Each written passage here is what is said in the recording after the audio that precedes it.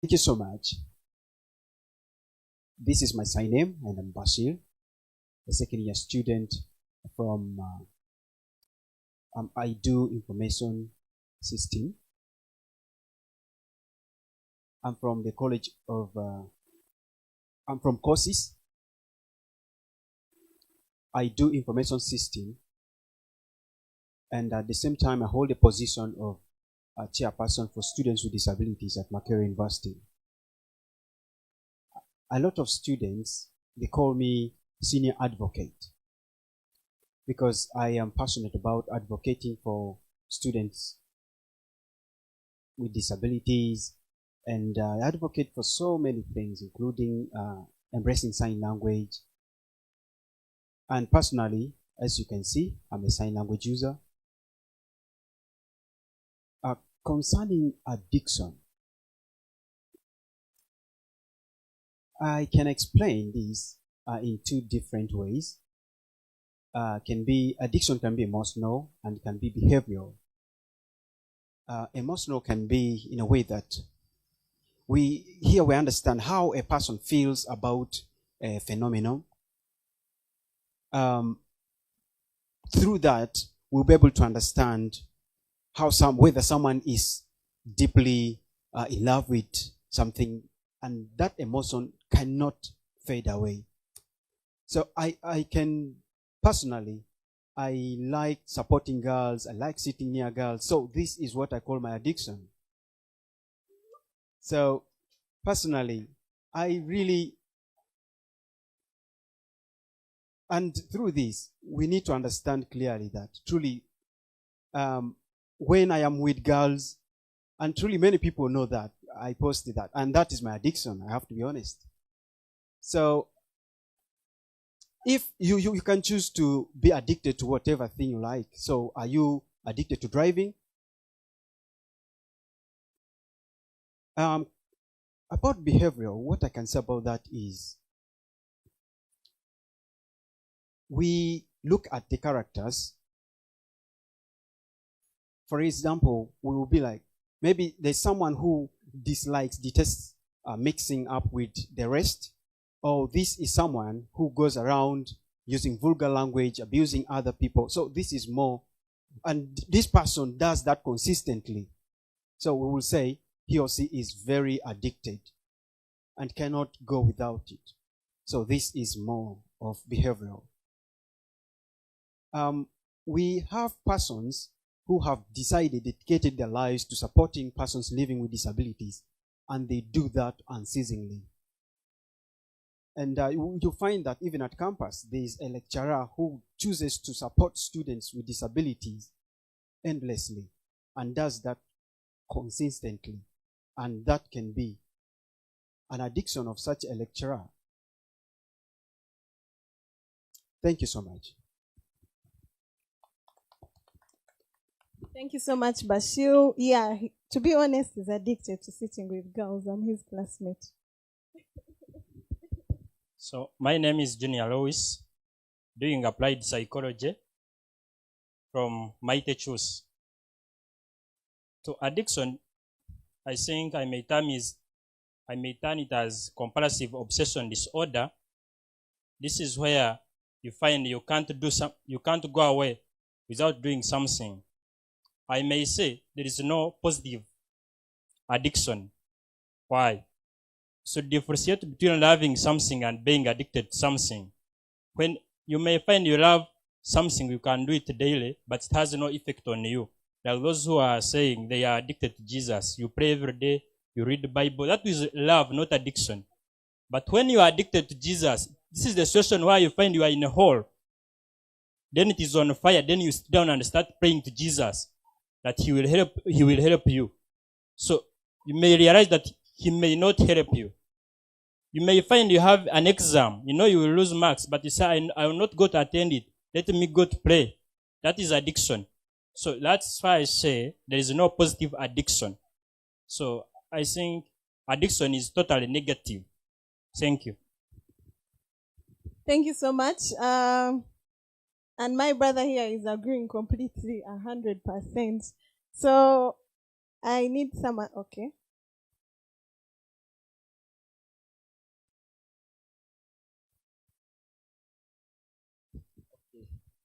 Good evening, everyone. My name is Mdema Patrick. I'm from CHUS, doing Bachelor of Arts in Social Science. Now, my brother said that there is a dictionary, it's wrong, but I want to correct him. For me, for example, I'm addicted to goals. Everywhere I ask a person, do you have personal goals and objectives? Do you have your values? Eh? What are your values? What are your objectives? And what are your goals? It means I have my addiction. It is very strong. Is that a wrong addiction?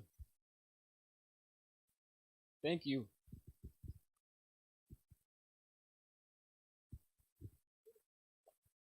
Thank you so much. We are going to actually start officially. I'm going to check, your hand has been up for too long, so I'm going to check your hand and then we can start officially. Thank you very much. My name is Everest Kabedetera. The vivid explanation of addiction could be your roommate who does not leave the room. You know that you're supposed to sleep there. You want it or not, you might find this roommate. You get? Even if you ignore going to the room, you will find that roommate. So addiction is seen in that way, whereby even if you try to avoid it, you will find it there. So the easiest way of getting rid of this addiction is what has brought me here, because I don't know how I can avoid my room. Thank you.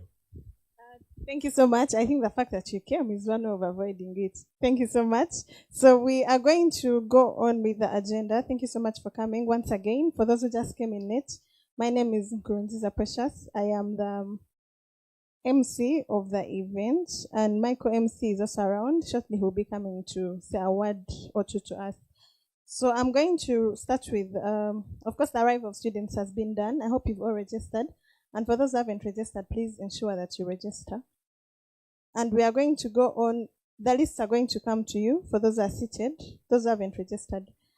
We are going to go on with our welcoming remarks by the student leader. Our guild president is not around, but our guild speaker is around. So I welcome Right Honorable Chinkumu Isaac to come and give us welcoming remarks, the fact that he's also among the hosts.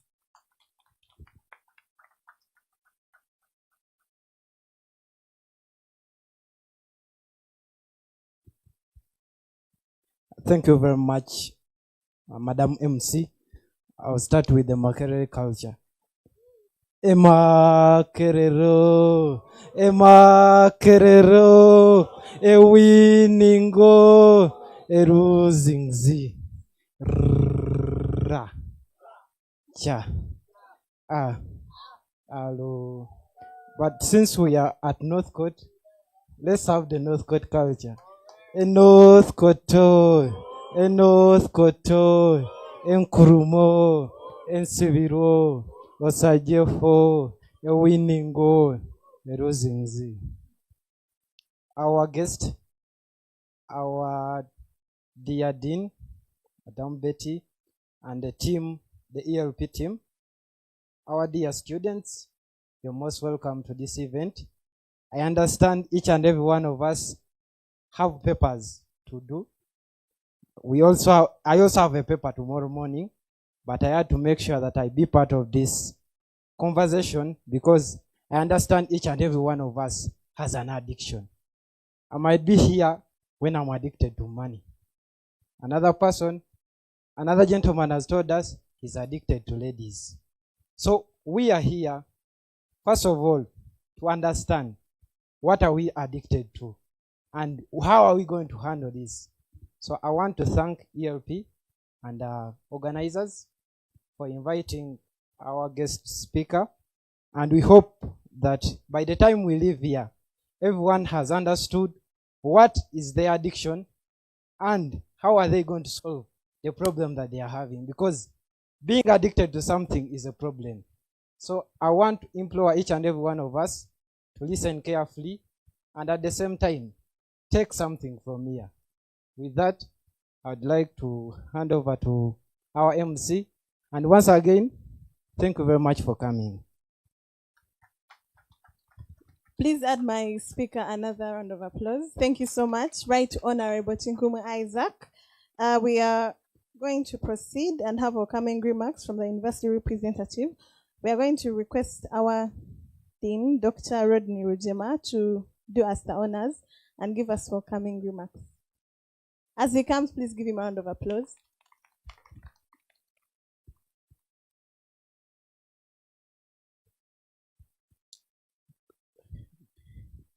Our speaker tonight, the ELP leadership, the student leadership. Ladies and gentlemen, good evening to you all. I have been introduced and I guess you all know me. My name is Rodney Rujema.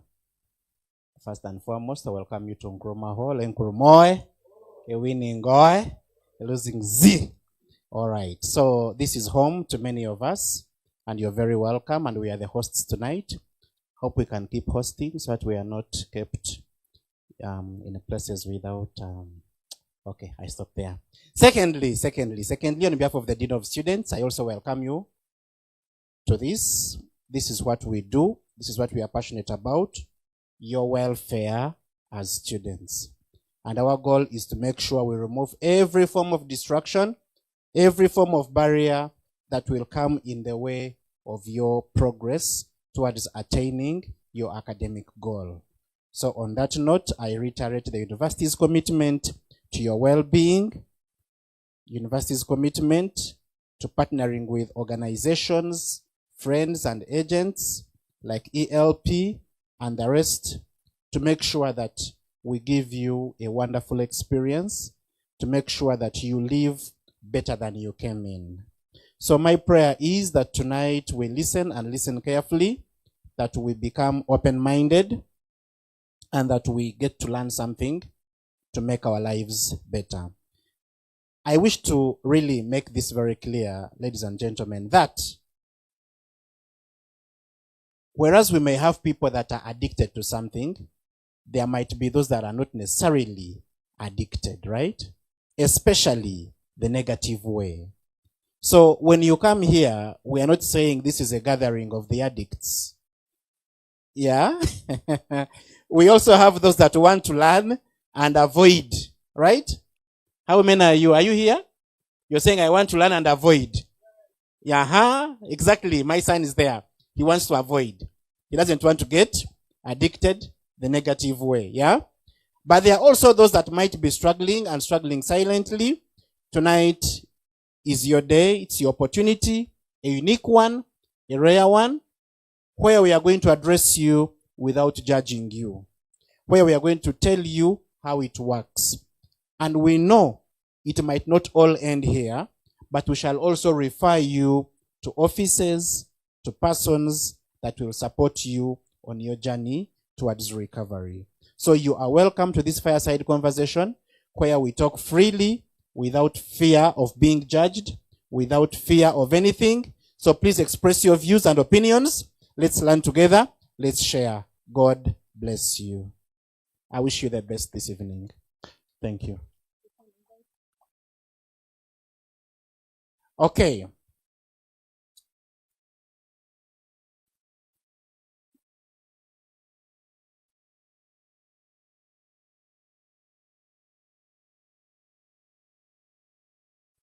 Okay, ladies and gentlemen, it's also my honor.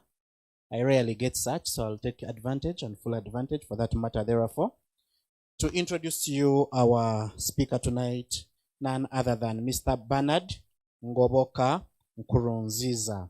He shares a name with our speaker. Are you related? The Lord is good. Okay, they share a name, and he is a mental health advocate who is also a biomedical engineer. We might as well say he's addicted to mental health advocacy. Is he or he's not? He's going to tell us whether that is his addiction. Ladies and gentlemen, join me in welcoming him to address us tonight. A round of applause. Thank you very much. Wow. Interesting. Where is better network? Where the camera is. Oh, wonderful. The administration of the Makerere University, the guild, the Emerging Leaders Program members around, the Global Leadership Summit, Life Ministry, and the different organizations that are represented. Good evening, everyone. Good evening, Makerere University. Now that I didn't go to Makerere, I think I'll struggle saying, Makerere oye. Makerere oye. Addiction is Z. Wonderful. Yes, my name is Benard Nkurunziza is the other name. I work with an organization called Aruka House Uganda. Aruka House Uganda is a rehabilitation center, and we are doing life with people that have struggled with life-controlling issues, including addictions. I'm also professionally, I'm a biomedical engineer. I think we're the pioneers of the field, and I'm thankful to God that I'm serving in that area. I'm also a student with Mbara University in the Faculty of Medicine. I'm doing child and adolescents mental health. It's a specialty that I chose to do, and it's very interesting. When I'm not at Aruka, I'm more in Butabika at the children's ward. Yeah. So we're glad to be here. I came with a team. I'll just request them to stand up, because at least everyone will have a minute to say something. Just favor the people. Some of them studied from Makerere University, and there's one who was here in Nkuruma. Yes. When he comes, he will he will give us what you would like to hear. Thank you, guys. You can have your seats. Yes, I'm married to one very beautiful girl, the hottest babe. Who is saying, sure. And God has blessed us with 3 children. And so we are serving with Aruka House Uganda. And I'm also a recovered person. By the grace of God, 2025, I'm making 21 years clean. Some of you guys are not clapping. You're trying to be sober for 3 hours, you know? So by the grace of God, I've been sober now for 21 years. I struggled with drugs. I struggled with alcohol. I was on the street for 4 years. Because of time, I'll just rush through. I struggled with drugs and alcohol. I started smoking when I was in senior 1 at Mbara High School. Chapa oye! Chapa oye! They don't know. Yeah, so I think I passed there like so. I was at Mbara High School for 3 weeks, and I was expelled. I went to Busoga College Mwiri. I was expelled. I went to Kigezi College Butobere. I'll cut it short. I went, senior oye! That's the only senior south of Sara and north of Limpopo. They also don't know, Yeah, so my O-level, I did 7 schools. I was on the street for 4 years because of the addiction. I wasn't born an addict. And it started just with the first puff that I had at Mbara High School. Back in the day, we used to experience a lot of bullying. You guys are saying you're bullied at school. You don't know. They used to call it Kukanika Pajero. They will put you under a spring bed, and then someone goes on top of the bed, and then they start jumping. So for you, they say, you look like, then you say, they bullied me. As was real. So in hiding, would go hiding after classes. Now, in the Mbara High School, there's a place called Django. Django is across Ruharo, down there. So would go hiding. We found guys who were Okay, Form 3, Form 4, they were smoking. We were 4 of us. And then they asked us, has any one of you ever done this? They were doing weed. Then I was like, oh, no, I had never. One of us said they had ever. So they were like, do you guys want to try? Because we wanted to be cool. Like the Form 3s. We all decided to try. Cutting the long story short, that was the beginning. Now, addiction, if you start smoking, it doesn't come as smoking alone. Addiction has cousins. Yeah? You'll need money. One of the most expensive things on earth is addiction. Maintaining an addiction. I do life with people that have struggled. The number of guys that you see here are people that we've worked with and have recovered and they're clean. Yeah? And they'll be here sharing their testimonies. Our approach is simple. We don't come here with PowerPoint and say these are the, because the last time I saw the causes, the effects, they told us that people smoke to pass time. I've never understood it. Why do people smoke? That's what they taught us in primary, right? They smoke to pass time. When you start smoking at 8, anyway, let me not go there. But our PowerPoint are the lives you're going to see. And this is the life we do. We go to schools, we go to universities, and we share our stories. We don't share our stories to tell people how bad we were. We share our stories because we know you are our young brothers, you are our young sisters. The future of this country can only be ruled by one thing: addiction. Addiction is a giant killer. Addiction is a dream killer. Right now at the center, one of the patients that I have, this gentleman was the best student in Uganda, the whole country in O level. He was the best student in A level. He was at Uganda Matters Namugongo, 6 years. Got 25 points. Did electrical engineering on this mighty hill. Got a first class. After he became a Rastafarian. And today, by the time I took him to rehab, I was getting him from Nyamushechera prison in Bushenyi. I started Aruka in 2016. From 2016 to date, we have buried more than 35 young people who have died because of addiction. More than 35. And guess what?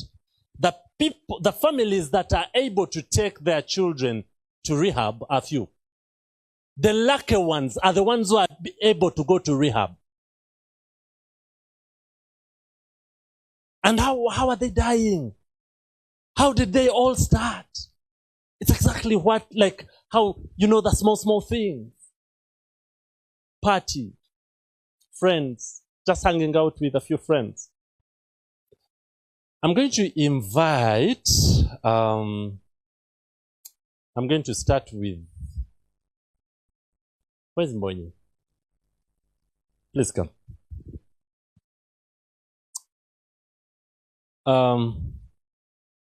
He's going to share briefly with us his story and how he started. Okay? Yeah? I'm very sure you guys are interested in knowing, how does even someone become an addict? How did it even all start? Okay? And I think he's going to use about 7 minutes and I'll be back here. Thank you. Thank you. Good evening, friends. Bonye Dixon. I am 10 months sober. I made 10 months on Tuesday. Yeah, by the grace of God, definitely. So I know how it sounds, drugs and alcohol. It sounds so cliche, yeah? Because we hear it, schools, seminaries, these gatherings here. So it becomes, we get so used to it, we don't see the depth of it, but in those seminars and in those sharings that we do, there are stories like mine and the rest that we went here. So try to pick one or two things, yeah? So I started drinking in my late years of high school. It was mostly for fun. I would buy tots, jump out. Every school has a strict policy, security, fences up there, but we find the loopholes. Yeah, you know how. And surprisingly, the addicts are the smart guys around. The smart guys who know how to maneuver. They can figure it out. So we did that. We would jump out and buy alcohol. It was in tots. Those of you who may know tots, I'm not sure if you guys know tots, but yeah, the small packets of alcohol. And then we jump in. Of course, some get caught, and they are brought in the assembly. They announced expulsion, punishment. But for the ones that stay, it leaves our minds the moment we leave the assembly grounds. So it's with the fun that it came on and the illusion of brotherhood that we would have, you know, when you're with your boys, your friends, you're jumping, you survived. You guys, I survived that as scary. Man, let's share this thought. You get? So that illusion of brotherhood or friendship that comes along with that fun, yeah? The like, man, let's have a drink, you share stories, you conversate, you have these deep, meaningful bonds, yeah? In that state of, yeah, you're drunk, in a state of being high. So I did that until, yeah, we did that 3 from 6. Of course, my grades weren't good, and I didn't pass. And then I went to a technical college in Bushenyi called Kahaya, a Uganda Technical College, doing a diploma in civil engineering. And man, I start my first year. So that took a toll on me, of course, because my peers were in Makere, yeah, top guys, were in Chambogo, guys were in Kenya, guys were in the States. So they were in all these places that I had fancied to be, but I was in Bushenyi. So like, you know how you guys can share your whereabouts, your IG pictures, you're posting, someone is posting their in some nice place, yeah. There's some nice restaurant. They're touring some place, probably in the UK.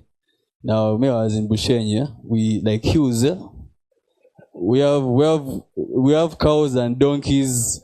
We have, if you're lucky, you get a sunset, a beautiful sunset. Then you post you get. So you keep like proof of life. That's what they call it, right? So that took a toll on me. My emotion, like, cause I would come back and, you know, there's a little phase of people move on from you, even the people that you called friends, yeah? People that you thought were so close, people that you thought were your diehards, yeah? They move, like 1 year goes, 2 years go, and they move past, like, man, Dixon went. So time goes on. A course that was supposed to be 2 years, I did it for 3 years because of alcohol and cigarettes. Because when I joined, I started smoking cigarettes in the technical college. So I would smoke. I was now drinking. Then from that, I joined UCU doing. I first worked a bit, getting some money. Of course, with the money, the alcohol increases. The time you spend with your peers, the time family, everything started deteriorating. But during all this period, my family didn't know that Dixon smoked and drinks. I was hiding it really well. Then I joined campus in 2020. I was doing civil engineering, civil and environmental engineering.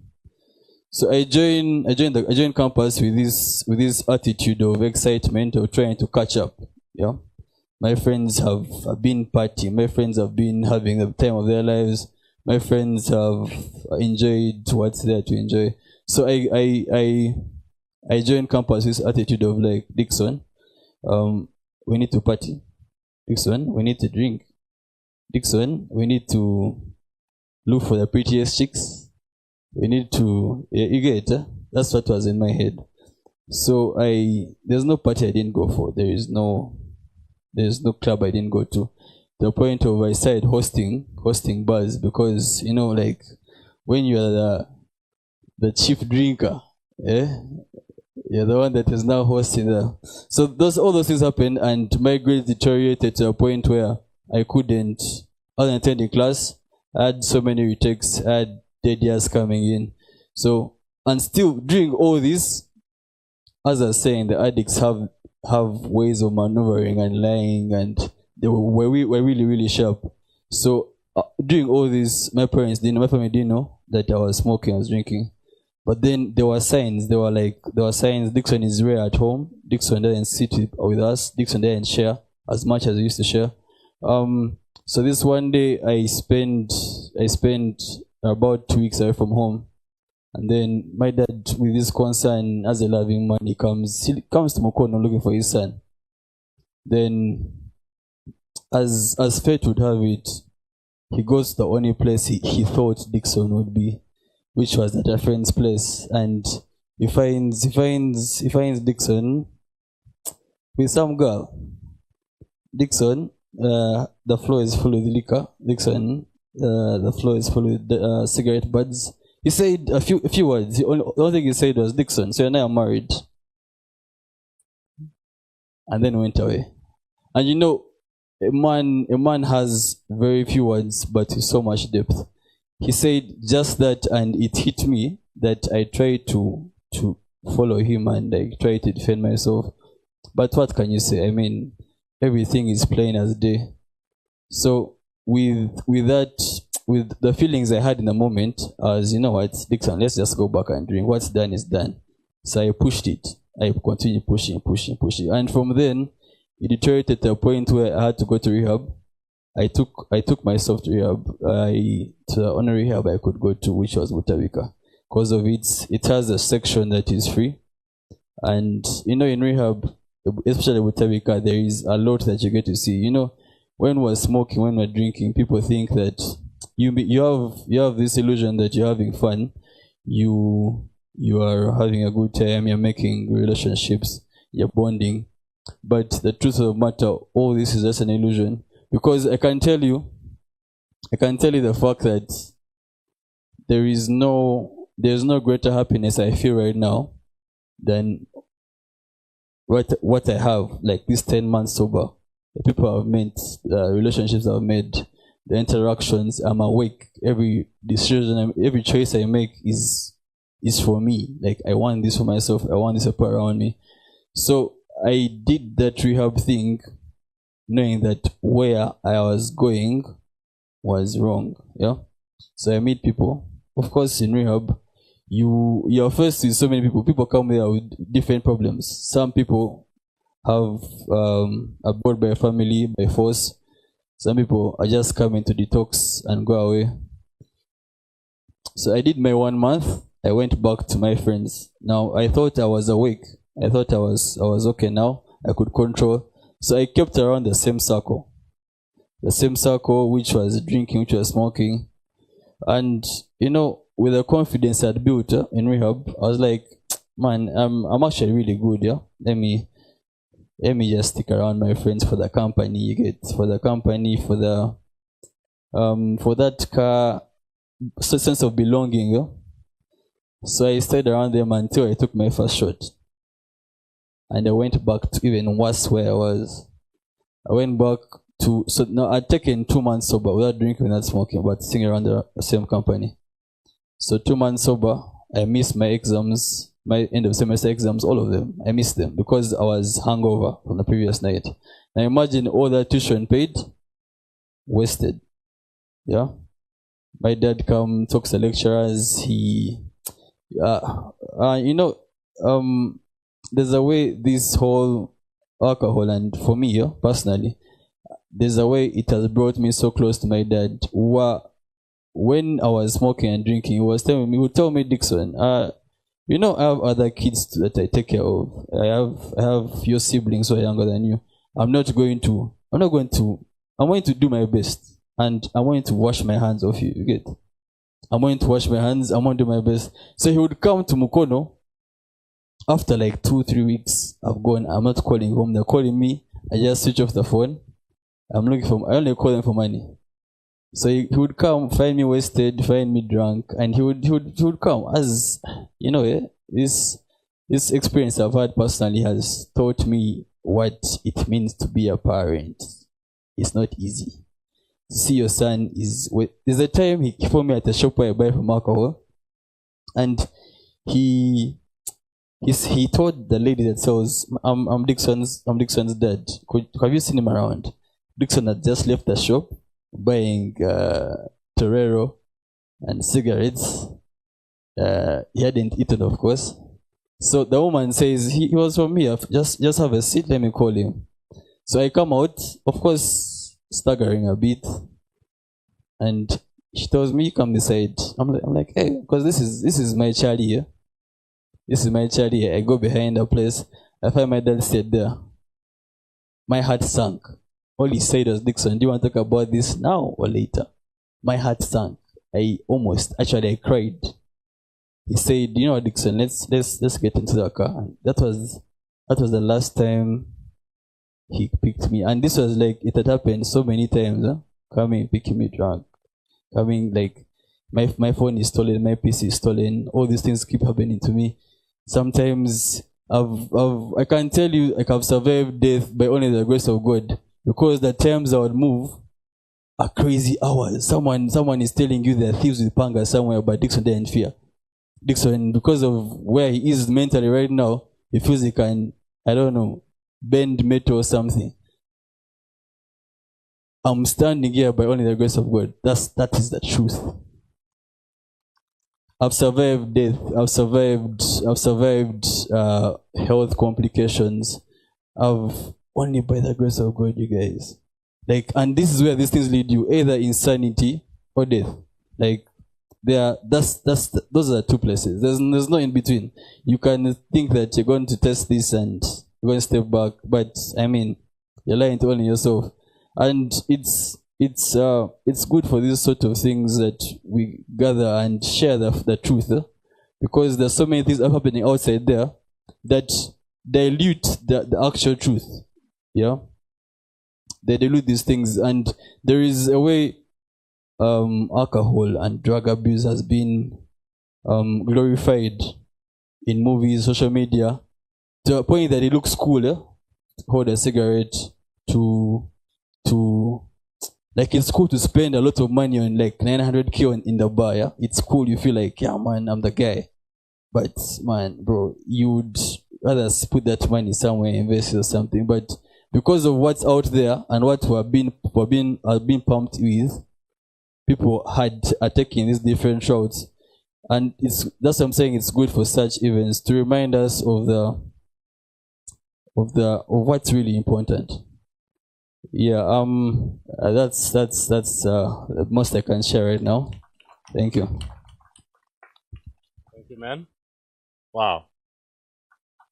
You know, there's something he mentioned, yeah? What he didn't tell you, he went to Namugongo. Yeah? From Namugongo, he went to Chitende. You do Namugongo, you do Chitende, then you go to Kahaya for university. Do you get the point?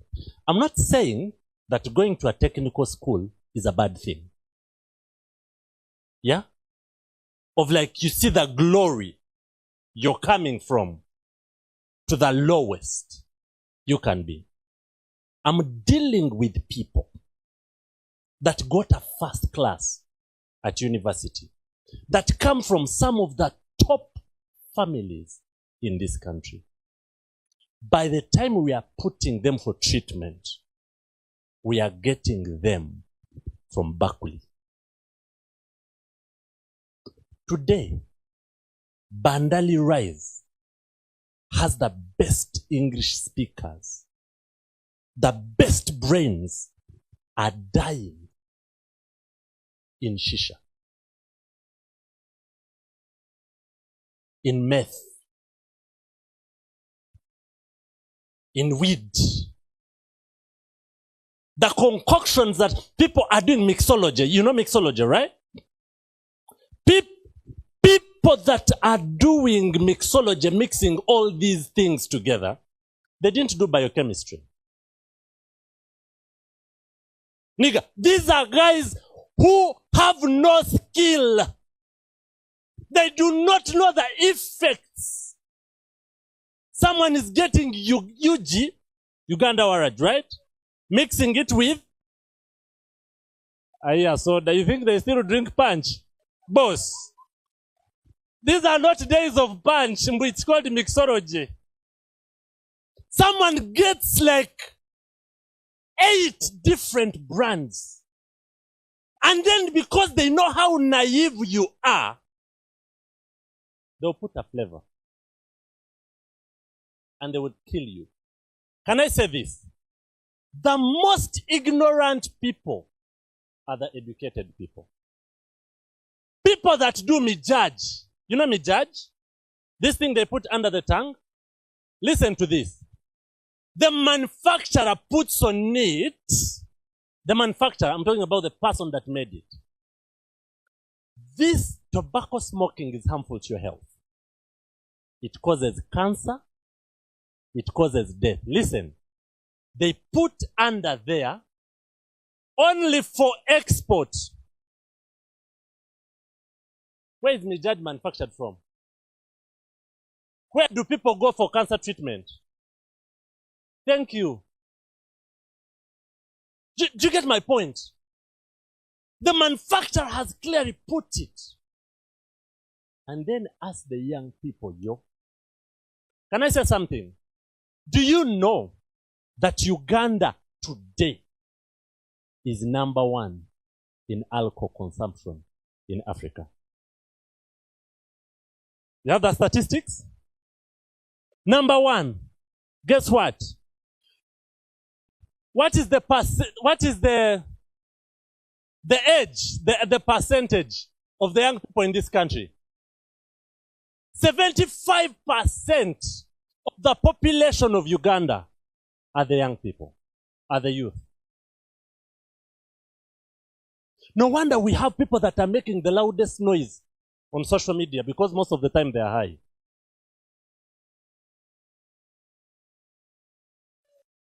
Most of the time they are high and they have nothing. Okay, sorry to say, I'm not abusing media. Don't delete this media, right? Empty vessels, make the what? I didn't say that. You said it. Yeah? Did you get what I'm saying? And this is how sad it is. And guess what? We are ranking among the highest countries with the highest levels of poverty and unemployment. Why? Young people are not employable.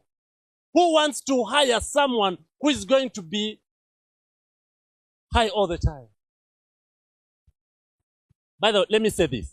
Right now as we talk, I have 10 patients at Aruka that I'm working with. Can I tell you something? One is a dentist. Another one is a lawyer. Another one is a social worker. Okay. The lowest profession that I have there right now is a chef, who also has a diploma.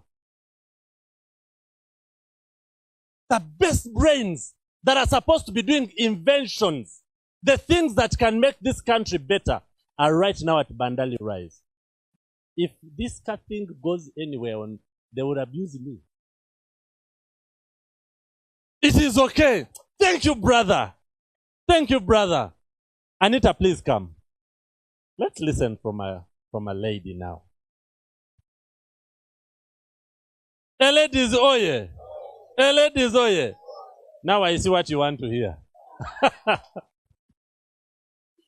Hello. Hi, how are you? My name is Anita Ray. I am Kenyan. I think that should be the first introduction. I'm Kenyan. I am a mother of 2. I have a 16-year-old boy. I know, I look young, I know. And I have a 9-year-old daughter. Professionally, I have been a media personality for the last 11 years. That is in Kenya. I do teach digital media and social media. I have a degree in teaching about child online protection. Someone talked about pornography and the things you do when you're watching pornography. So I teach about protecting our children from those things online. I also am a mentor. I've written a book. I'm an author. And I do a lot of things. I do mentorship. I do so many things. But also, on the 2nd of June, I'm going to be 2 years sober. Yes? So, the reason I love talking to young people and I enjoy talking to young people because you're in a space in your life where you don't know who you are. You come into campus and a lot of people are telling you who you should be. And especially the girls. I'm going to be a bit biased here. So you come into campus, you want to fit in, you want to look good. Of course, unajua. Sorry if I speak Swahili, forgive me. You want to look good and all, and you're trying to be liked by the boys. That is the biggest problem in campus. And I know you're seated here, you're listening to me, and you're like, it's not me, it is you. I know. You're seated there, you're being told, why is your dress so long? Why are you covering your body? How will we know how it looks like? You know, we want to show us a bit of skin, you know. It's our generation, you know, looking good and all. And that's one of the biggest problems. People get into things that they don't know. I got addicted into alcohol from home. My dad taught me alcohol when I was 5 years old. So, yeah, we had a bar. And we had a bar, and it was normal to drink in our house. It was not a drug. I wanted to be my father so much that when I grew up, I started smoking cigarettes when I was in Form 2. That is 2004. I started selling weed in school when I was in Form 1. I was expelled from 3 high schools. In my village, if someone saw you with me, your mother will kill you. Like I was just bad news, you know. I was a rebellious child. And I started being, because of a bit of trauma, I came from a broken home. I started being suicidal when I was 15. So I really tried to figure myself out. And then I ran away and went into the streets when I was 13 all the way to 15. And I was raped when I was 15. When that happened, my life changed. I wanted to die. So for a long time, I tried to commit suicide. I became an extremely difficult child. I was drinking heavily. I'm smoking cigarettes. I'm selling weed. I was expelled in every school I went to. So my dad made me a deal. Just finish high school. Then you can do whatever you want to do. So I finished high school. I never went for my results up to date, by the way. I got married immediately after high school. I felt like I'm a grown-up. I know what is my mother telling me. You know, this age you're in where you think you know it all. I mean, I got married at 17. I had my son at 19. It was a very abusive marriage. So I left in 2011. It's how many years now? That's 14 years. Yeah, I left in 2011. So I left my marriage and decided to start life. But then I had this one problem I couldn't get rid of. I was an addict, a proper addict. So I went into media for 10 years and I used to drink heavily. You know, most women hide their drinking. I'll smell good. You'll never see me smell alcohol. He was talking about the things you put under your tongue. You know, I could take, when he says mixologist, I could take a lot of pills and you'll never know I'm high. So I did that for a very long time. But the problem with addictions, they come with sexual problems for women. There's always this joke online where you see a woman saying, I woke up in a bed that I don't know. And the first thing you're doing is you're touching yourself. Do you have clothes? It happens a lot to women who are in addictions, who are drinking. And it happened to me a couple of times. And he was like, Father, if I wake up safe next time, I'll not drink again. Father, if you protect me this time, I'll not drink again. And we live in a society that is very dangerous. Anything can happen to you when you're drunk. So this went on. I had another child. I wanted to do better. I wanted to change, but I was addicted. And you have to understand, unless you accept you're addicted, there really is no help for you. So I went through it. I tried to balance. You know, now you're working and making money. For an addict to make money is the worst thing in the world. Because as Dixon said, the alcohol became more. Now you're drinking fancy alcohol. You're taking fancy drugs. You know, you look like you're a fancy addict. And it went on for a while until I really could not handle it. I started becoming suicidal again. I started becoming too sad. I was a shallow of myself. I was drinking in the morning. I really struggled. So in 2023, in May, I went out with a couple of friends and we got so drunk. Someone had to come and get us because they were worried we were going to get molested. And remember, we were grown-up women. We were 3 of us, but we were so drunk. And it really scared me because I imagined someone could have taken advantage and killed us. And I promised myself I'll never drink again. I wanted to change. I was tired of being drunk, being hangovered. I can't remember anything. You know those drunkards who you have to record them so that they don't deny tomorrow. That was me. Unless you record me, I won't remember what I did. I almost got married once in a bar. You know, drunkards love each other. Well, it's almost genuine, you know. So, like, I was a lot. So, I have 48 tattoos. Like, I used to go on drinking sprees and get tattoos, you know. Like, I did it all, but then I was tired. There had to be more to life than just drinking and partying and the drugs. Because it looks good. Guys, it looks good on Instagram. It looks good when you're partying with your friends. But when you go home and at 6 a.m, you're dying with a hangover and you have no idea whose house you're sleeping in. And you're like, Father, what did I do last night? Who did I sleep with last night? And then you wake up and find it is one of your classmates. Now you're having to switch, Like someone said, oh my God, you know. You wake up one day, you find most probably it's the guard at the gate. You know, you went there and hugged him 3-4 times. He thought you actually mean it. You were drunk. And it happened. So I decided I want different. I want my kids, I want my daughter to be proud of who I become. So I decided I'm going to be giving my testimony, sharing my story, working with people. My favorite person I've worked with is a lady who was married. She was hiding in addiction and she's 1 year sober this month. So addiction is it's not an easy thing, but the most important thing is admitting you have a problem. The moment you say it, I have a problem in pornography, it's okay. Imagine, guys, if things that were done in the darkness were shown, all of us who cannot show our faces, we do really dark things in darkness. So do not feel ashamed of your addiction. A lot of people are addicted. Even people you see in suits and ties. You heard about the professionals, yeah? So don't hide in your addiction and don't feel ashamed, all right? Thank you so much. Wow.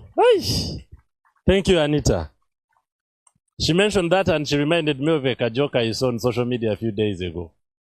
That if you're in the bar and you want to know when you're drunk, you start seeing the babe whom you saw and you're like, that girl is not beautiful. This time round, you start calling her babe. But you know, now she mentioned that. Let me tell you. Now, okay, I'm not saying that men, you're any better. It's worse when a woman is in the bar. When your friends are calling you for these outings, none of them is going to tell you about psychosis. None of them is going to tell you that a few months down the road, you're going to be walking naked on street. There was one of the schools in this country. A girl was a head girl of the school. But she used to escape, jump, because she was a prefect. So she would do whatever she wants to do. She goes out. She comes when she's so high. She was doing weed, yeah? When everyone was going for assembly the next day in the morning, she woke up, put on her nakedness, and walked in the school compound, the head girl. Listen to this. Some of you are saying that for me I can control. I know how much alcohol I can take. Sweetheart, that's a lie. It's one thing that leads to another. Have you ever heard of something called dopamine? Yeah? That feeling good thing. The height that people go to look for in the weed. Yeah? The pleasure kind of thing. Yeah?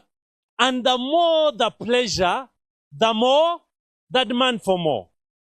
And before you know it, let me tell you guys, madness is so real. Me now I'm dealing with guys, both at Aruka and in Ibutabika. You look at things that young people are doing. When you're doing those expensive liquors, now with girls today, for guys, Torero, what? It's my coffee spirit. What's the other ones? What are they called? Yes? This, you know. Okay, the ones you saw in the cabin nearby. Yes? Chitoko, aha. Chibuku, aha. Which one? Yes? Kasese, aha. Which other one? Moati? Yes? That one I don't know. Which one is that? Okay. Yeah, now. But for girls, for them to feel like they are high class, they need to take the expensive liquors, right? Now let me tell you, these things you're taking are 45% alcohol content. And guess where it's going? Your brain. When people that are in the beverage world are advertising, okay, how many of us have ever tasted Waraji? No, just. I'm not saying that how many of you drink Waraji. Okay, how many of us have ever tasted? Now, when you tasted for the first time, did you do the thing that the kabeb does when she's taking like, did you do that? Didn't you even spit it? Exactly. Because they know how naive you are. And guess what? Today, do you know what they are doing with everything? Flavor. Oris. People smoke Oris. It is tobacco. But you know the smell of tobacco. And guess what they will do? Put vanilla. And then for you, who is high end, you'll go for vanilla. Sorry. Manzi, please come. Let's give it up for. Now for you, I will stand behind you. Okay. Hello everyone. Yeah, my name is Manzi. I've been cracking up behind that side because my God, you guys have stories. So I'll summarize mine. I was in 6 schools in high school. I did in Kozi. After 4 years, they told me dismissed with 6 question marks and an exclamation mark in capital letters because I didn't finish. I did SCCA. I passed F1, failed the rest, and got nothing out of it. I did animation. I first went to music school. I did piano. I failed after doing grade 1 and grade 2 together because I used to smoke the entire time. I began drinking and smoking early because in our home, that was just commonplace. Once there is a party, we're inviting guests. There's a section for alcohol, and then there's a section for children. So it was normal, right? Then I started smoking cigarettes because I wanted to have friends. So would hang out where they're hanging out, and when they are smoking, not sportsman, Dan Hill, that guy Nore from Rwanda, those things. Then we started moving from tote packs because tote packs were free. There's a place we would go to, and all you had to do is show up and drink for the whole night and find your way home. No one will buy you a meal. No one will buy you a soda. No one will give you anything of sustenance. But alcohol, you come and you drink. That is on you. You get it? Then going out, of course, we escaped, started driving when we were like S2. I don't know. What else did we do? I did alcohol, I did weed, I did ketamine, which is like horse tranquilizer. I did heroin, I tried meth, I didn't understand it. I didn't want to do LCD, you know, those hallucinogens. Because till today, I'm not sure if I stand on the 3rd floor and look down that I won't be curious to jump. So for me, those hallucinogens were not for me. And we started these things like normal stuff. Hi, what's your name? My name is Bob. Hi, Bob. What are you doing? I'm smoking a cigarette. How is it? You try. And then you try. You get. So I smoked my first joint in S4 because the school was closing. And because the school was closing, I was like, you know what? I've been a good boy. So why not? And the thing that saved me is after I smoked, the first memory I have is holding the wall and realizing how hard the wall is. Like it's an actual wall. Like if you get, like if you knock on it like so with your head a bit, pain. You get. So that humbled me. That's why I wasn't like trying to fly or like, you get. Yeah. So that was my first experience with drugs. But I noticed, what I was running away from was that thought process. Cause, okay. school-wise, I've been to Green Hill, I've been to Kaboja, I've been to Aga Khan, I've been to Taiba, I've been to Buddo, King's College. Where is it? Okay, there are many schools. I haven't been homeschooled, right? And in all that, it wasn't because I had rich parents. They had their things, but they were willing to do anything for their child except try and understand me. And it's hard to understand a child when you're busy trying to give them everything. You get it?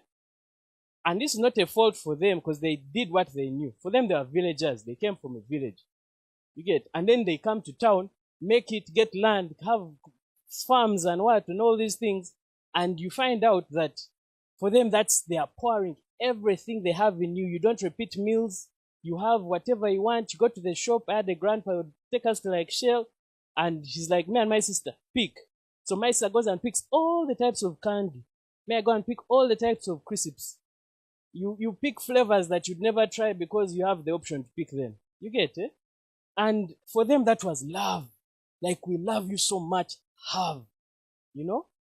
But then you sit down and you're like, my father has never actually come and sat with me and said, how's your day?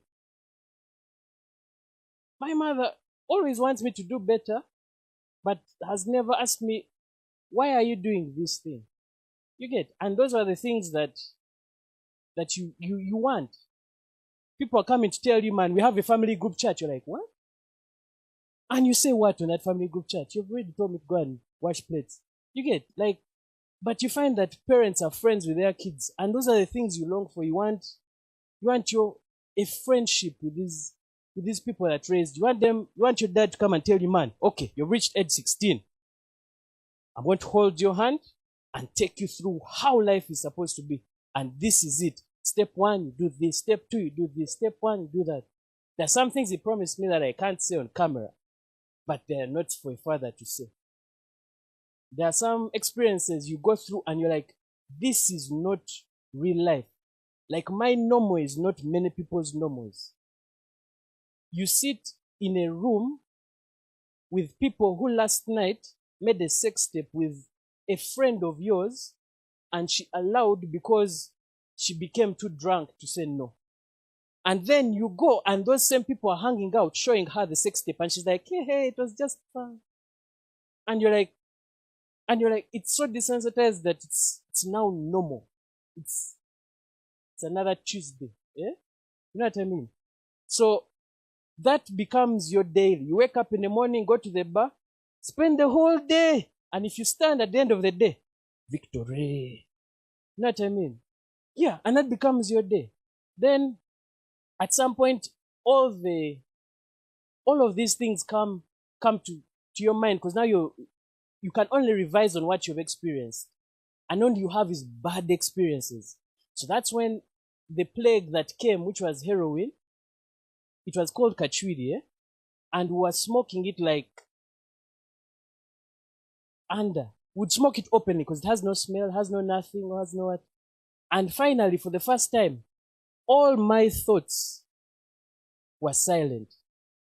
There was just, I could choose what I think. I'm like, that's a tree. You guys, have you seen that tree? Like, it's so like treeish, guys. And you spend like an hour on that tree. You get, you're not worried about what, rent, what does, It's about this tree. You get. And then after like 2 hours, all of a sudden you're back to, there's some guy shouting that side, there's the other person. You're like, man. And then you start going for that height because of the silence. The issue is, and I tried this after, in my 5th month of rehab, I fell back because of the people I was hanging out with. They brought like 3 guys who are my homies from back in the day, and they were in my rehab room, and for them they had snuck in the stuff. And of course, if you snitch, you get. So even though I was reading the Bible, what those things, I couldn't snitch them. But there's an argument I had with like my parent, my mom and her sister, And then I entered the room, they were there. I was like, let me do my 3 puffs. Why am I doing this Bible thing? So I go, I do 3 puffs. That entire morning after, it took 3 puffs for me to feel every physical manifestation of withdrawal. We used to call them turkeys. 3 puffs, 1, 2, 3. And these were like dilute, like the cut grade. You get? Like they have tried to squeeze as much of it as possible through their time in rehab. You get? And they have given me 3 puffs. And until midday, I was cranky. I couldn't be anywhere. What? I was like, Jesus, what's this? And that's when I realized that even if I took 1 puff, I'll be destroying 4 months of my sobriety. So, all of that to say, thank God for God. We came here and there was a Muslim fellow. He's there. And he said, you guys were addicted to Jesus.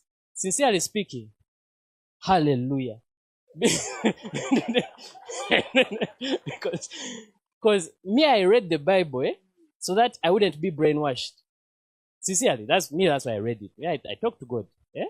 Me, I read it because I was in a Christian rehabilitation center. So, and I knew I was there for a year. So in a year, you can be brainwashed.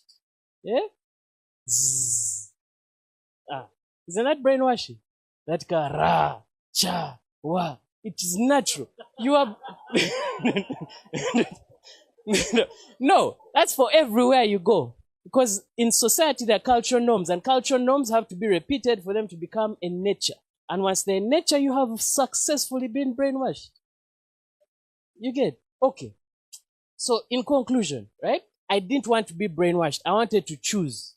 So I read the Bible cover to cover in 4 months, so that every time someone said, the Bible says this, I was like, prove it. And then I was very happy to find a word in scripture. It said, test all the spirits. And I was like, hallelujah. So, if you came to me with this Bible verse, you best be on your guard, because me, I'm coming out fiery. What does that mean? But the context says this, and this is what it actually meant. Tell me different, and then we go back and forth. And I have proven that all of it is true. And why I say that is that addiction isn't taken away. It is replaced. So you replace addiction with something else, something bigger, better. That is how it goes. That's how some people can just walk away, put their cigarette down, and that's the last time they do it. In ignorance. It's because they have other things that can replace every avenue that addiction would have built a stronghold. So, I want to implore you to search enough to choose yourself, so that when it's you who has chosen, it is you who has chosen. Because when you go to bed, your eternal soul is the one that you sleep with and wake up with. And if you wake up and think that you're going to have in that car most sacred space someone else, it is a lie. And since everything that you see here, this tent was built by a man, those clothes were designed by people, everything you see was either given to you or you earned, meaning for there to be a design, there must be a designer. And for who you have chosen that designer to be, you better be sure that it's the truth. All right? So I thank God that I'm sober. I thank God for this man of God. He led me to Christ. And and everywhere he tells me to go to speak the rubbish I was in, because it was pure rubbish. You know, being so ashamed that you don't need to have clothes to know you're naked. You know what I mean? To know that even the words you say, if someone is to come and, how many have watched 8 Mile? The movie 8 Mile. It's an old school movie by the rapper Eminem. So the final rap battle, the guy has like gone through the ranks of rap, and like he has beaten everyone with your mother is like this, It's a horrible movie, but there's a point. So at the end of it, this guy realizes, this guy is going to chuck for me. Like this guy, I'm Eminem, the guy is there, right? So this guy is going to abuse me. So what Eminem does, is he says, Kale, this is me. I stay in a trailer park. I am broke. I have the other guy is playing with my woman. The other person, like he mentions all the shame that the other person can use against him, and then hands over the mic. And yes, that's where the battle stopped. Because now this guy didn't have artillery to attack this chap. So every time you feel like there is something that is grabbing you, air it out, put it there. The enemy will not have anything to do with it, because that shame is in secret. Once you put it to light, you have freedom. Because the truth makes you free. You understand? So I hope this freedom for everyone. Thank you for choosing to come and learn, because, you know, my people perish for lack of knowledge, not wisdom or understanding, it's knowledge. So the more information you get, the more you realize that, oh, now I know I don't have to do. So thank you. Wow. Gee. By the way, don't also be mistaken, that these drugs are for planned kids.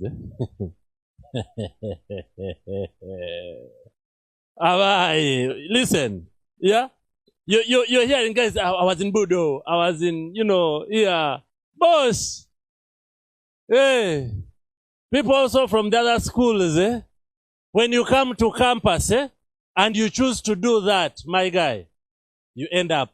Let me tell you, there are people down here in Katanga who were not born here, who came to Makerere to study. And they are fate.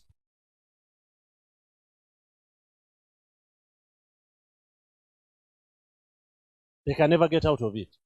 They are there 40 years. When they came from wherever they came from to study here, they reached here, instead of studying, they wasted a lot of time. They chose tuition.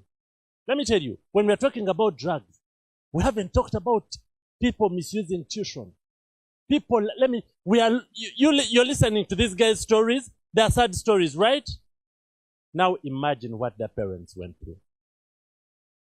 This is what our parents are going through. Let me speak to you for a minute. You are 20, you are 21, you're 23 right now. They're giving you tuition, they're giving you pocket money. You're not going to be 21 for the rest of your life. You're here lying to them because there is an addiction you want to feed. You're putting every sort of deal. Like my brother was saying, in one SEM, your PC is gone, your phone is gone. As in, like, because for you to sustain this addiction is very expensive. For you to sustain it, you start with selling yours. And time will come when yours can't be enough. And you start lying. Let me tell you, people, I killed the people. Every time I would want something to smoke and I didn't have money, I would approach someone I know, man, my uncle has died, you guy.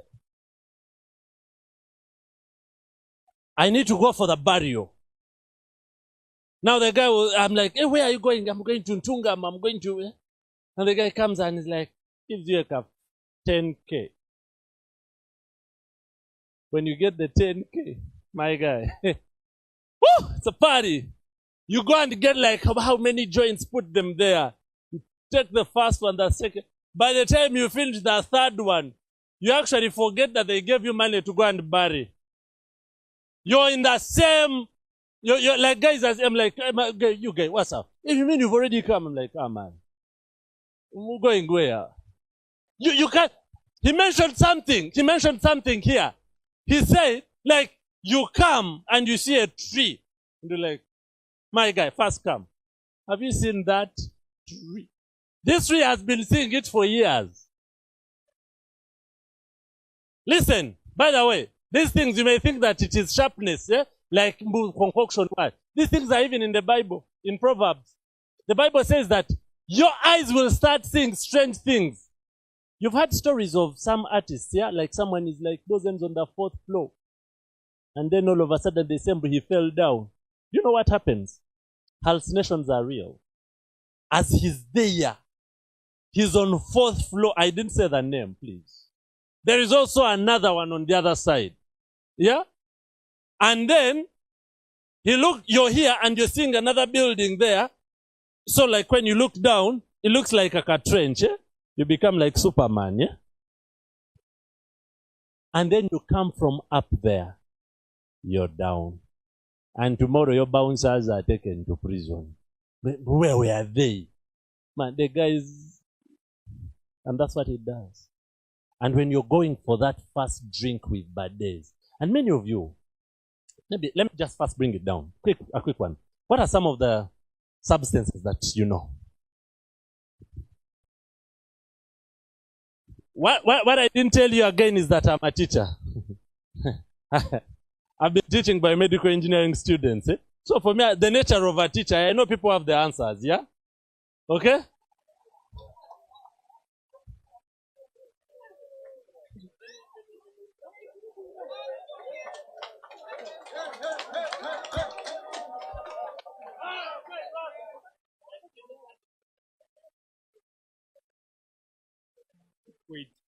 Weed, yes. Marijuana. Cannabis. Shisha.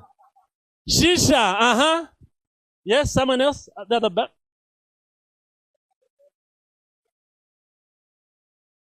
Mira, yeah? You start eating greens, eh? Someone else? Any other addiction you know? Like drugs, substances? Cocaine, thank you. Ice,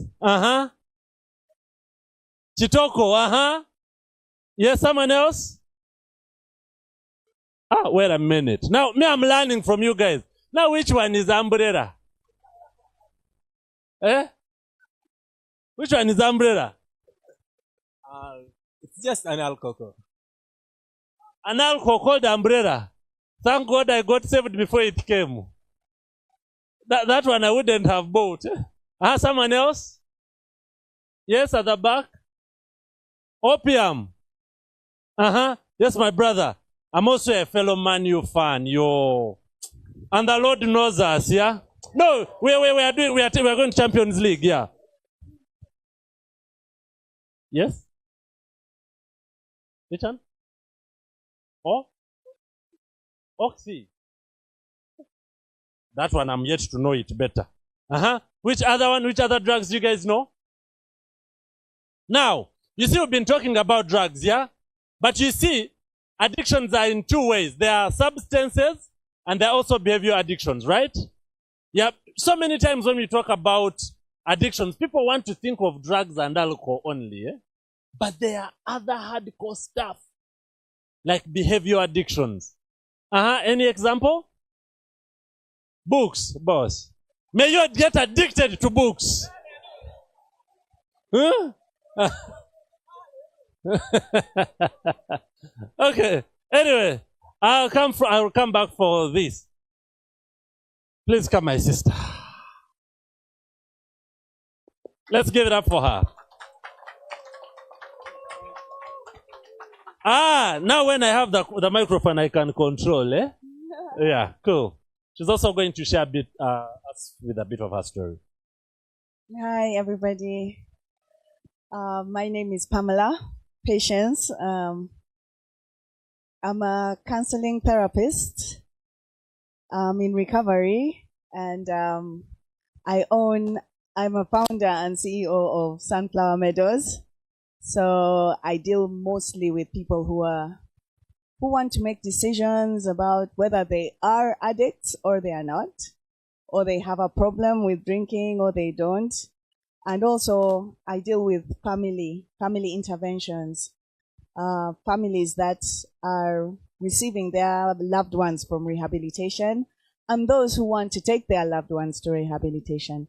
I help them go through the process of making this very hard decision, but with grace and peace in their hearts that they've not done anything wrong, they've not offended the person who they are taking, but that is a sign of love. First of all, I want to thank all of you for coming for this thing. It's the best decision you've ever made. You need to clap for yourself, for real. For me, when I was at school, like here, I would be passing up there saying, what are those guys doing? They're just boring as we go out.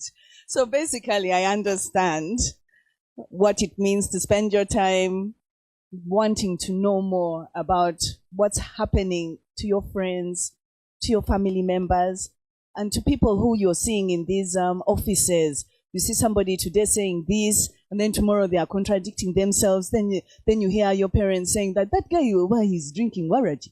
And then you wonder, what is this waraji that makes someone not stay in their own dignity? So yeah, my story is kind of like up, down, up, down. But mostly I would like to talk about my last chance to get recovery. I've been trying this process from 2010. You know, at first it was all hype, happiness and what. And when people would tell my parents that, Konka, this girl, she's not like others. My parents would say, that's the age. No, let them have fun. That's the age. But you know, and you know it today that there are certain things that you do more than your friends. There are times when you also don't want to attend lectures more than your friends. There are times when you just don't want to get out of bed more than your friends. Okay, it's occasional. Once in a while you say that, man, this lecture, let me not go. But then you look out for the guy who went and you get the coursework and you do it. But then there are those ones who will be like, even the coursework, even next time. And then you don't even know why you're doing it, but you're just doing it. And it's not like you have anything important to do. You just don't want to do it. You have that thing in your heart that, for me, my destiny is somewhere else. It's really not here. Yet you worked hard. You were enthusiastic to enter the university, but somehow, somewhere, you're just not motivated. You just don't have that self-motivation. And like they say, all these people who have been saying, alcohol is a coping mechanism. Most of us used to take it to solve our problems. Because we just felt we weren't fitting in, but when we drink, we feel we fit in. But it's a wrong coping mechanism. I heard somebody here say there's no positive what? Positive addiction, yes. There's no positive addiction.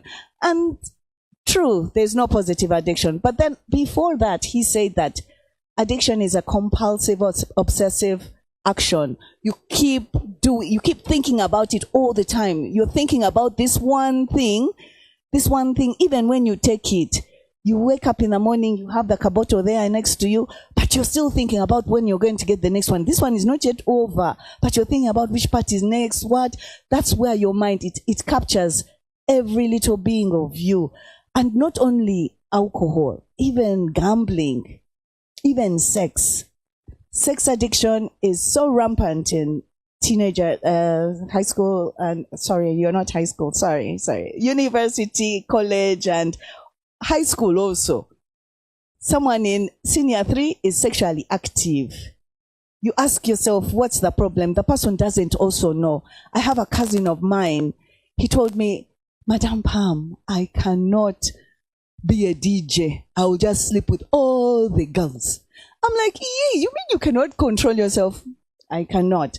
And in where he stays, everybody's so scared of him because he sleeps with all the house girls and he makes them pregnant. And that is his problem. He has it and he doesn't drink alcohol, but it is bothering him. It bothers him. And you ask yourself, what is this addiction that keeps us held? It keeps us trapped.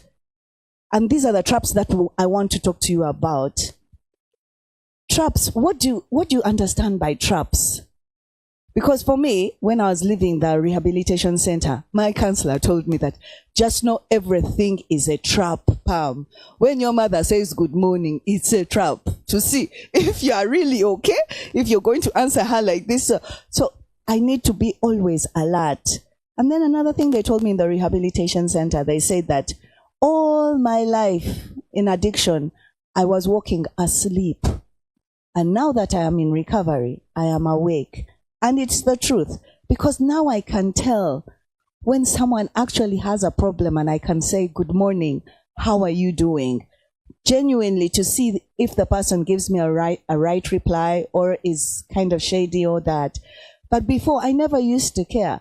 I was so self-centered. I only wanted things around myself.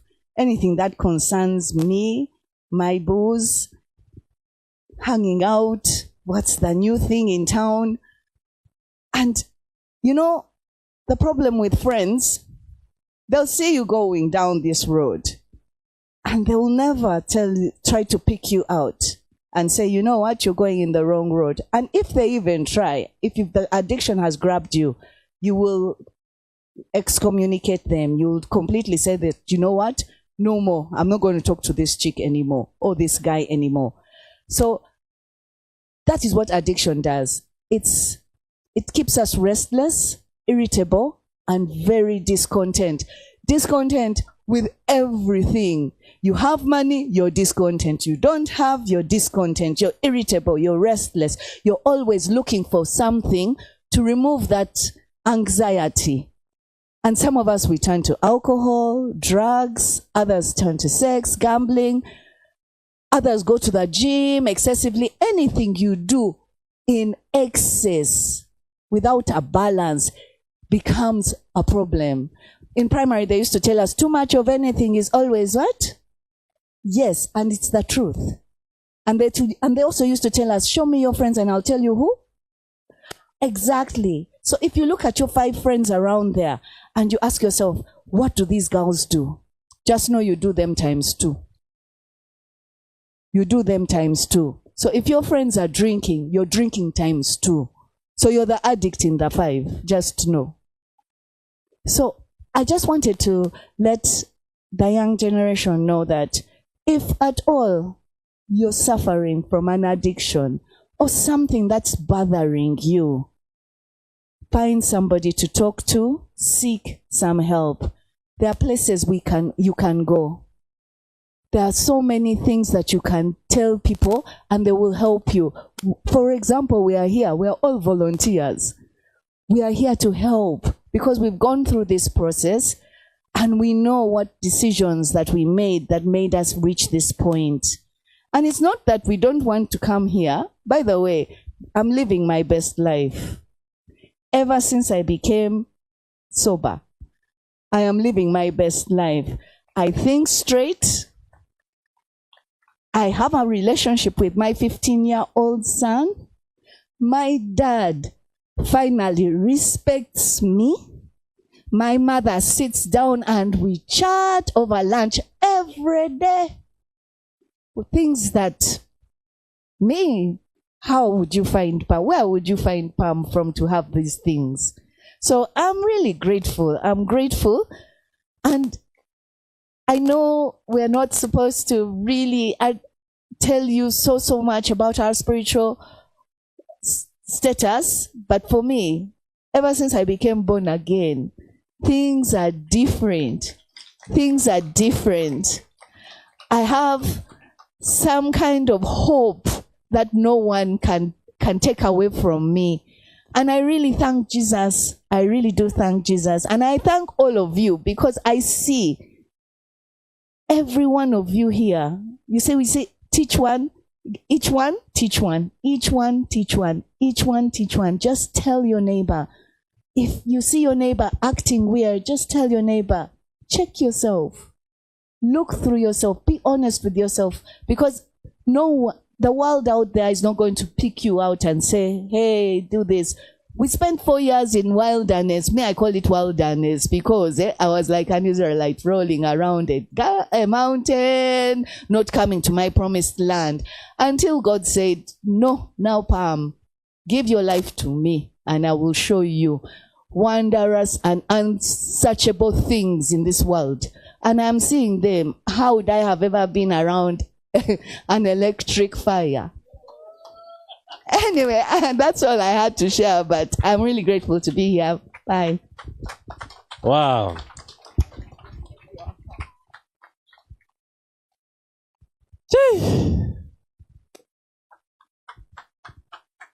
Powerful.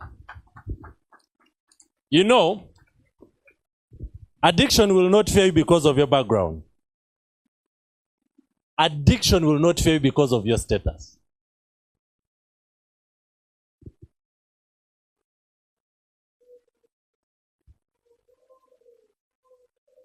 So addiction. Amen.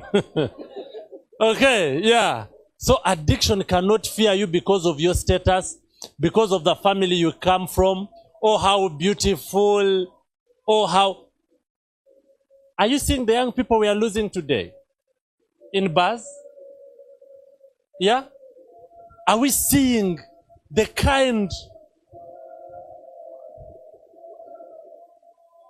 Are you guys hearing me? Are you guys hearing me? Eh? You can hear me? All right. No weapon fashioned against this shall prosper. Yeah, you know. Yeah, but it is well. So, I want to... The reason why we come to speak to you guys, we want to speak to those that have not started, that don't know anything about these things, so that you guys cannot do it, okay? We also want to speak to those ones that they don't know whether they are there or not there, okay? And then there are also those that need help. One of the reasons why many people struggle is because of denial. Many of us struggle because we deny. We feel we know it. We think we know it. And let me tell you, that's how we keep falling again and again. When you get to accept that you have a problem, all these guys that you're seeing here, today they are able to speak like this. But if you met them just 1, 2, 3, 4 days before they went into rehab, they couldn't speak like this. But look at these brains. And now for us, we are not going to keep quiet to see our generation die. To see young people that are supposed to be making this country a better place die to alcohol. Addiction. When alcohol comes for you or drugs come for you, they will not respect you because you're a medical doctor. You will do medicine, you'll get a first class, and you'll do your master's, and you'll do your PhD. And you know it, that cigarette smoking causes cancer, but you will die of lung cancer because of a cigarette.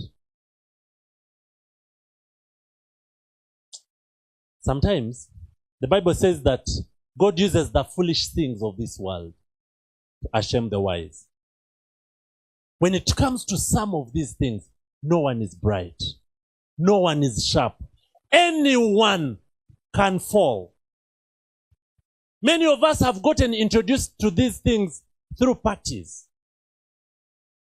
You go for a party with people you don't even know.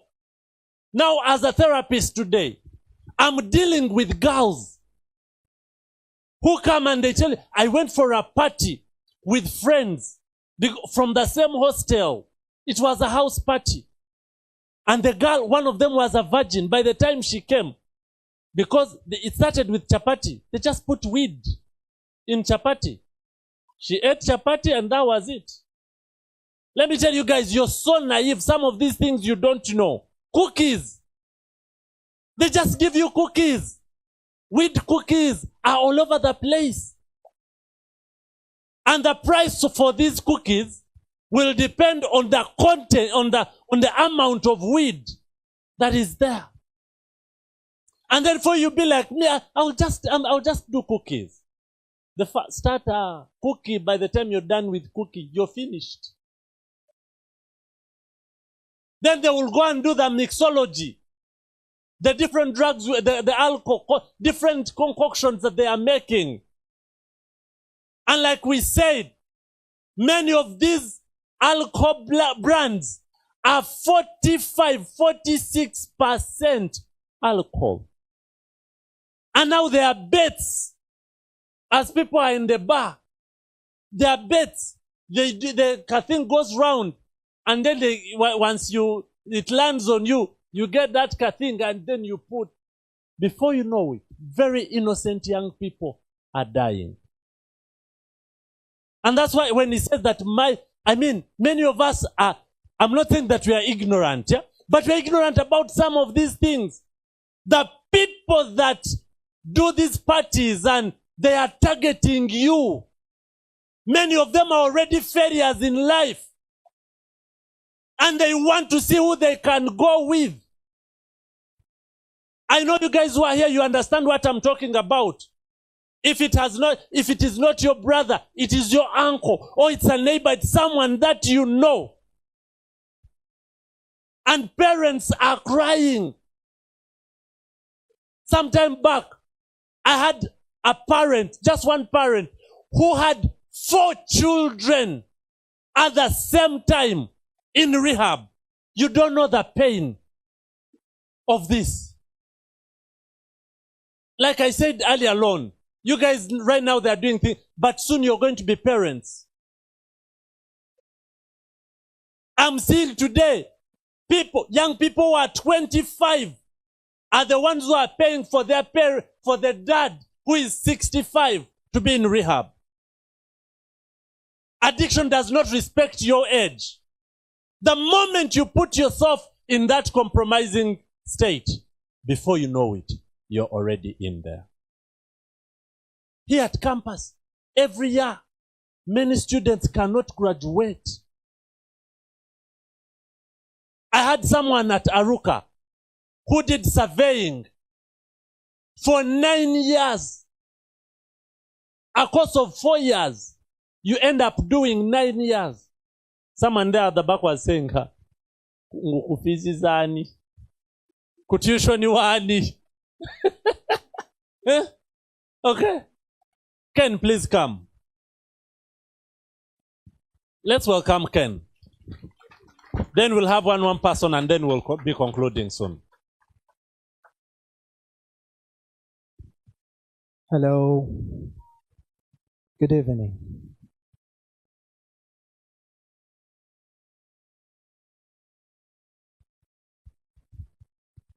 I'm so humbled to be here. My name is Kenneth Mumbere.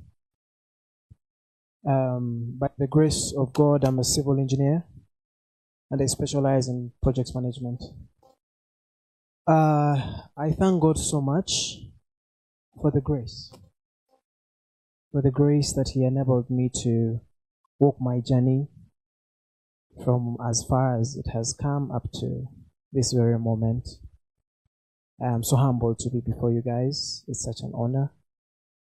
And I have 2 prayers today. One is that you will learn a thing or two, but also that possibly what you learn today, you will use to actually talk to another person and transform their lives in one way or another.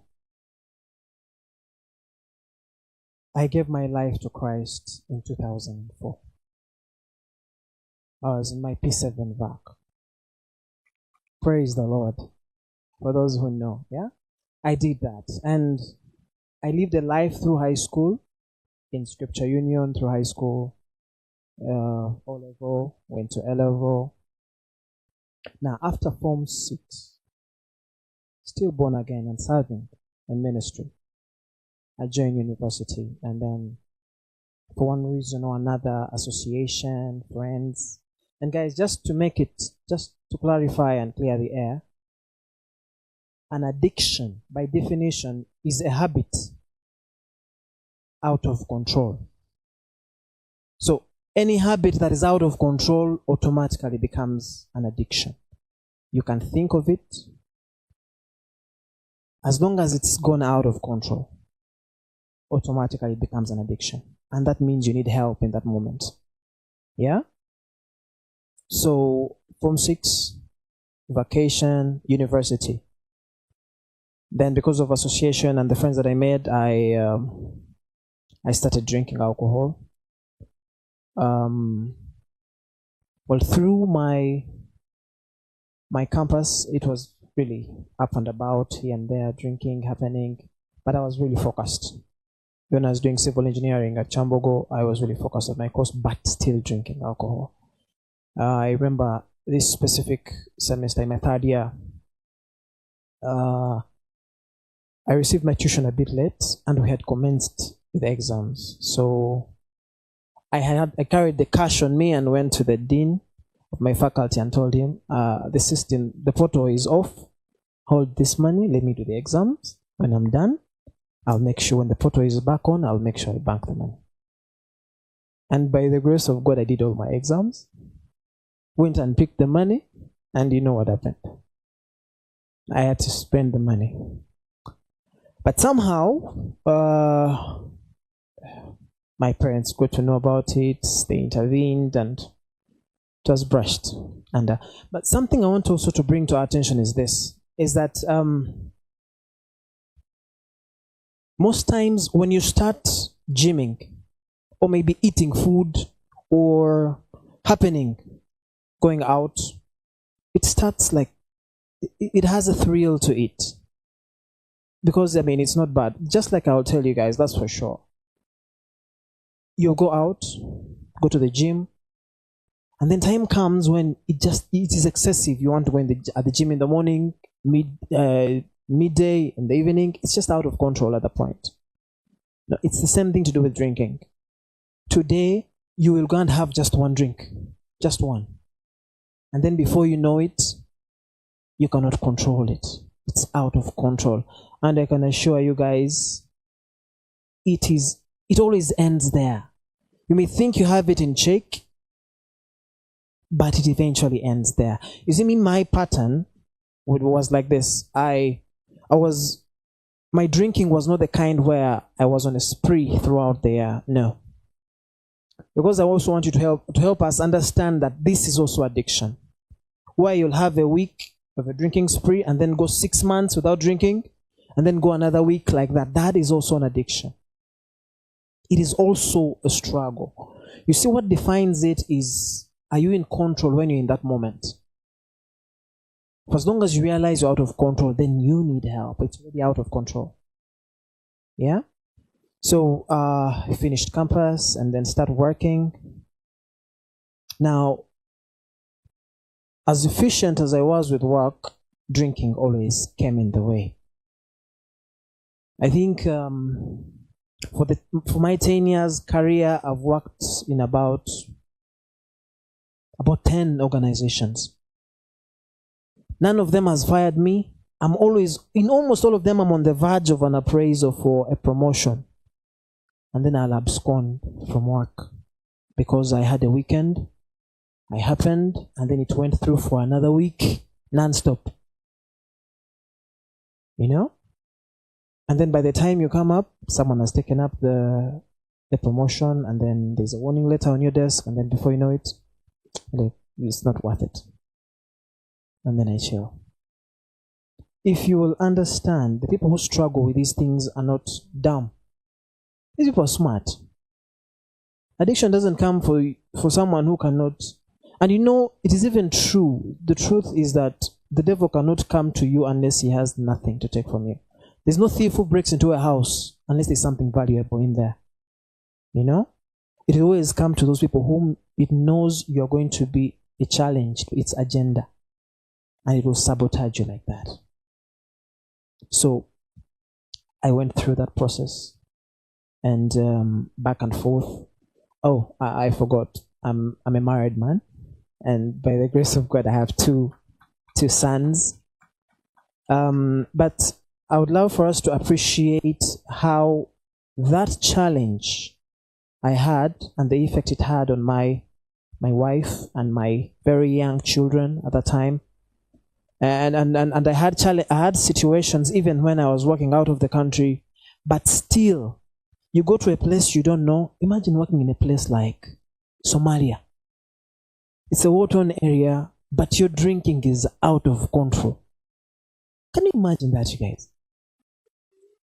Can you imagine that? And you see, for us who are here today, you see, today you are at school. Tomorrow you're going to be out of here, and God is going to bless you with a job. And based on what you have chosen for yourself is exactly what is going to surface. You see, this platform here, you guys are very many that we shall not single out one of you guys. You cannot single out each and every one of us to say, maybe this guy is doing this or this guy is doing that. But at the end of the day, when you're walking on the street naked, when it's you who is being terminated, when you cannot keep your head high for even work, simple work that you've studied, it is very embarrassing. And can you imagine what that does to your self-esteem? And then tomorrow you are invited for an interview.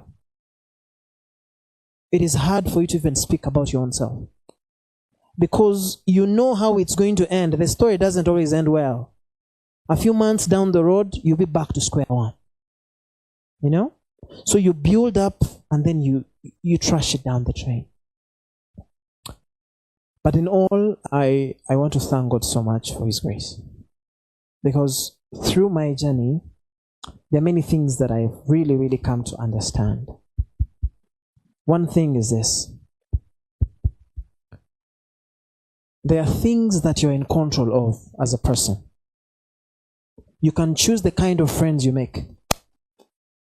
Harness that. Harness that. Because there is power in association. It doesn't matter whether it's direct or indirect. But the people you choose to bring into your circles are not going to leave you the same.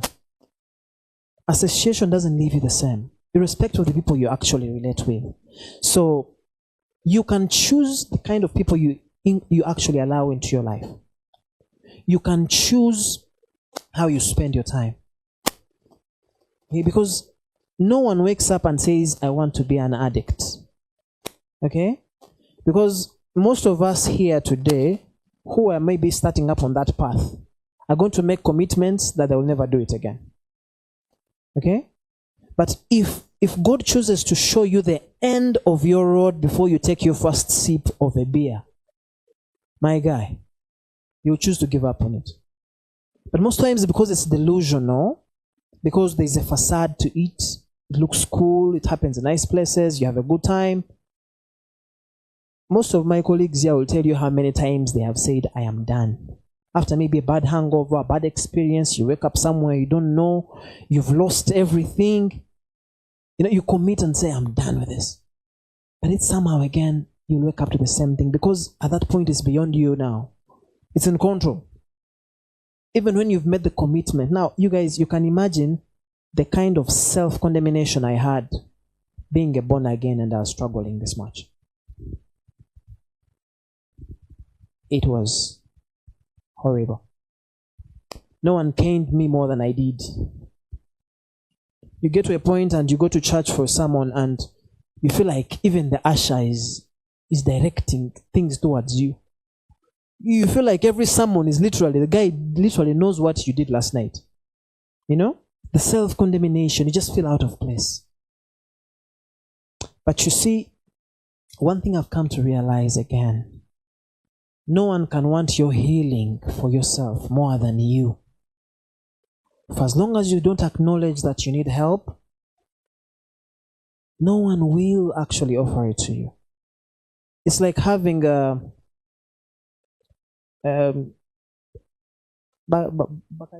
chizimba. If you have it in an armpit, yeah? If you have a boil in your armpit, unless you speak to someone about it, you're going to swallow the pain.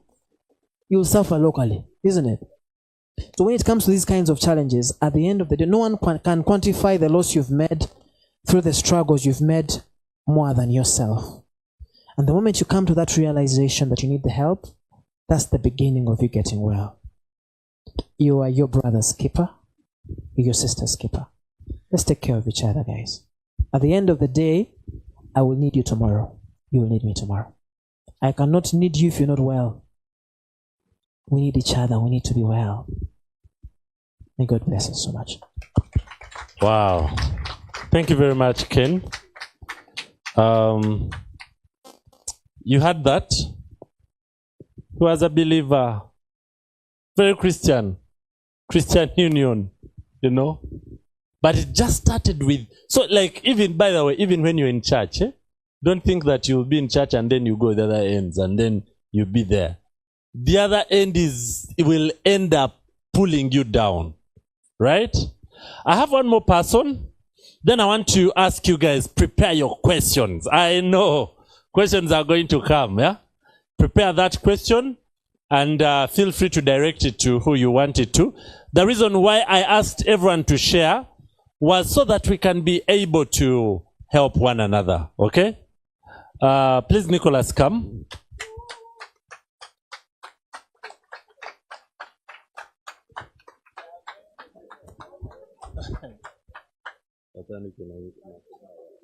Nkurumoye. Osajefoye. Ra.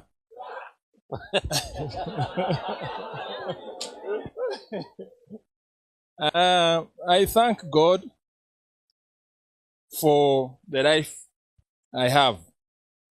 I went to Chiburi, went to the only school in this country entirely. Then I joined Makerere. I stayed in this hall, the wonderful hall, the only hall. The rest I don't know.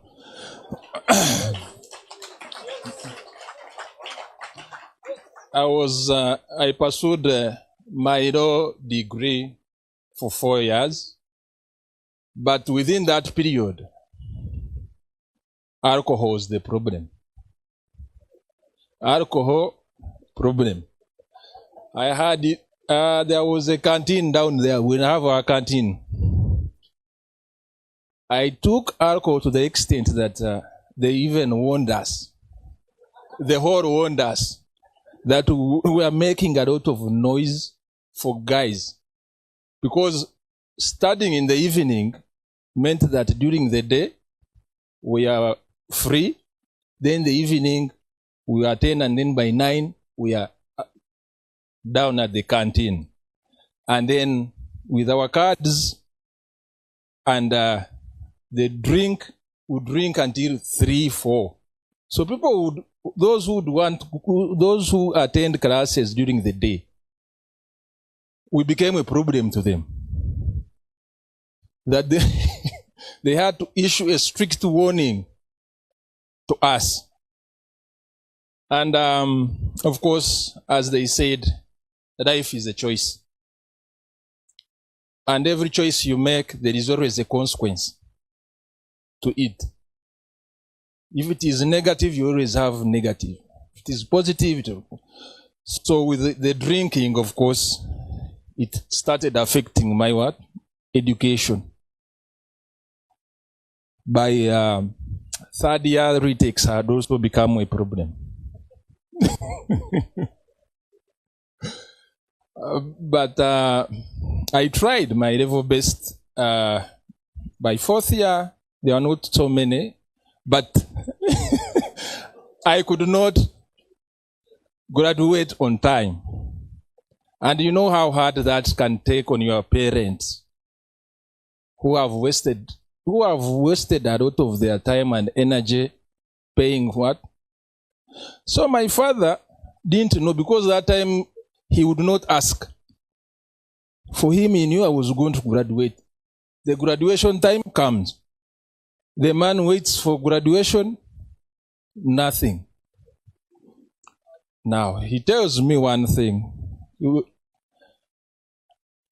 You either pay all the tuition that I've paid at the university, or you bring my degree. That's how hard it. Now, because of that, the relationship between me and him and the family it took a toll on it, and then I had to leave home and I had to first look for the degree. Because before I bring the degree home, I cannot do what? I cannot come home. It took me, in short, another 4 years to take the degree what? Home. Eventually, I took the degree home.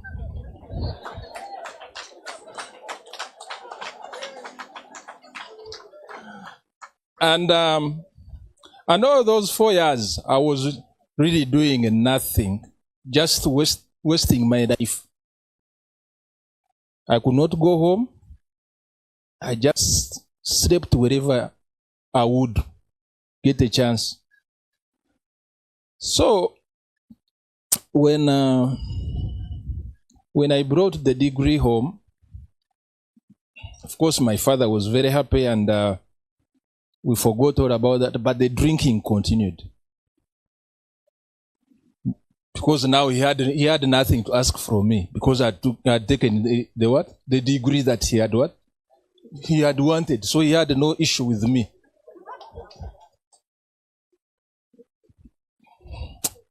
So I kept into that circus until one time I met that gentleman. We had a discussion, and he took me in, and for now 2 years I'm sober.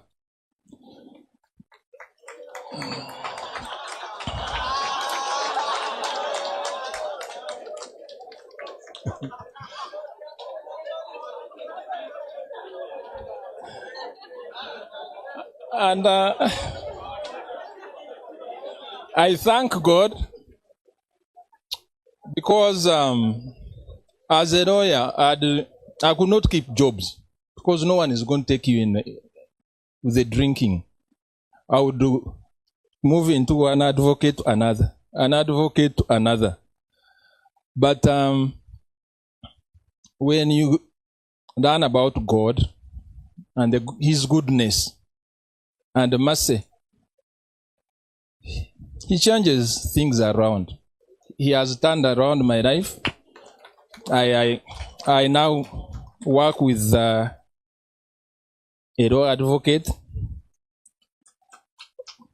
and I thank God, and I will keep on with Him. That is all I have. Wow.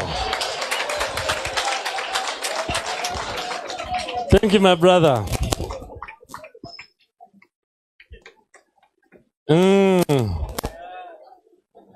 You know, these things are so real, by the way, guys. We've had different stories, right? Yeah? And I know questions are also going to be many. Yeah? But I'm thankful to God for these men and women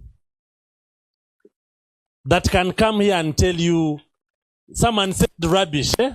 There are a lot of rubbish that they did. These are things that the world is not proud of. Can I tell you something?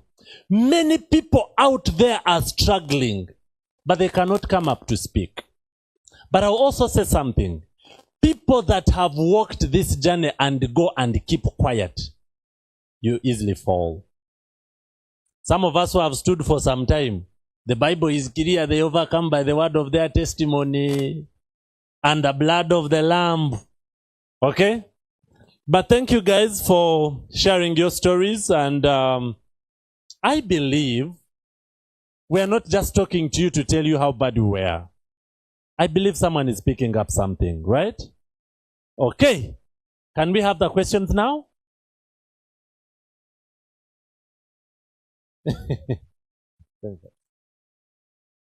As we're asking questions, I want to request for one thing. Let's do with respect for one another, okay? But also let's not attack people by their stories. Okay? All right? Wonderful.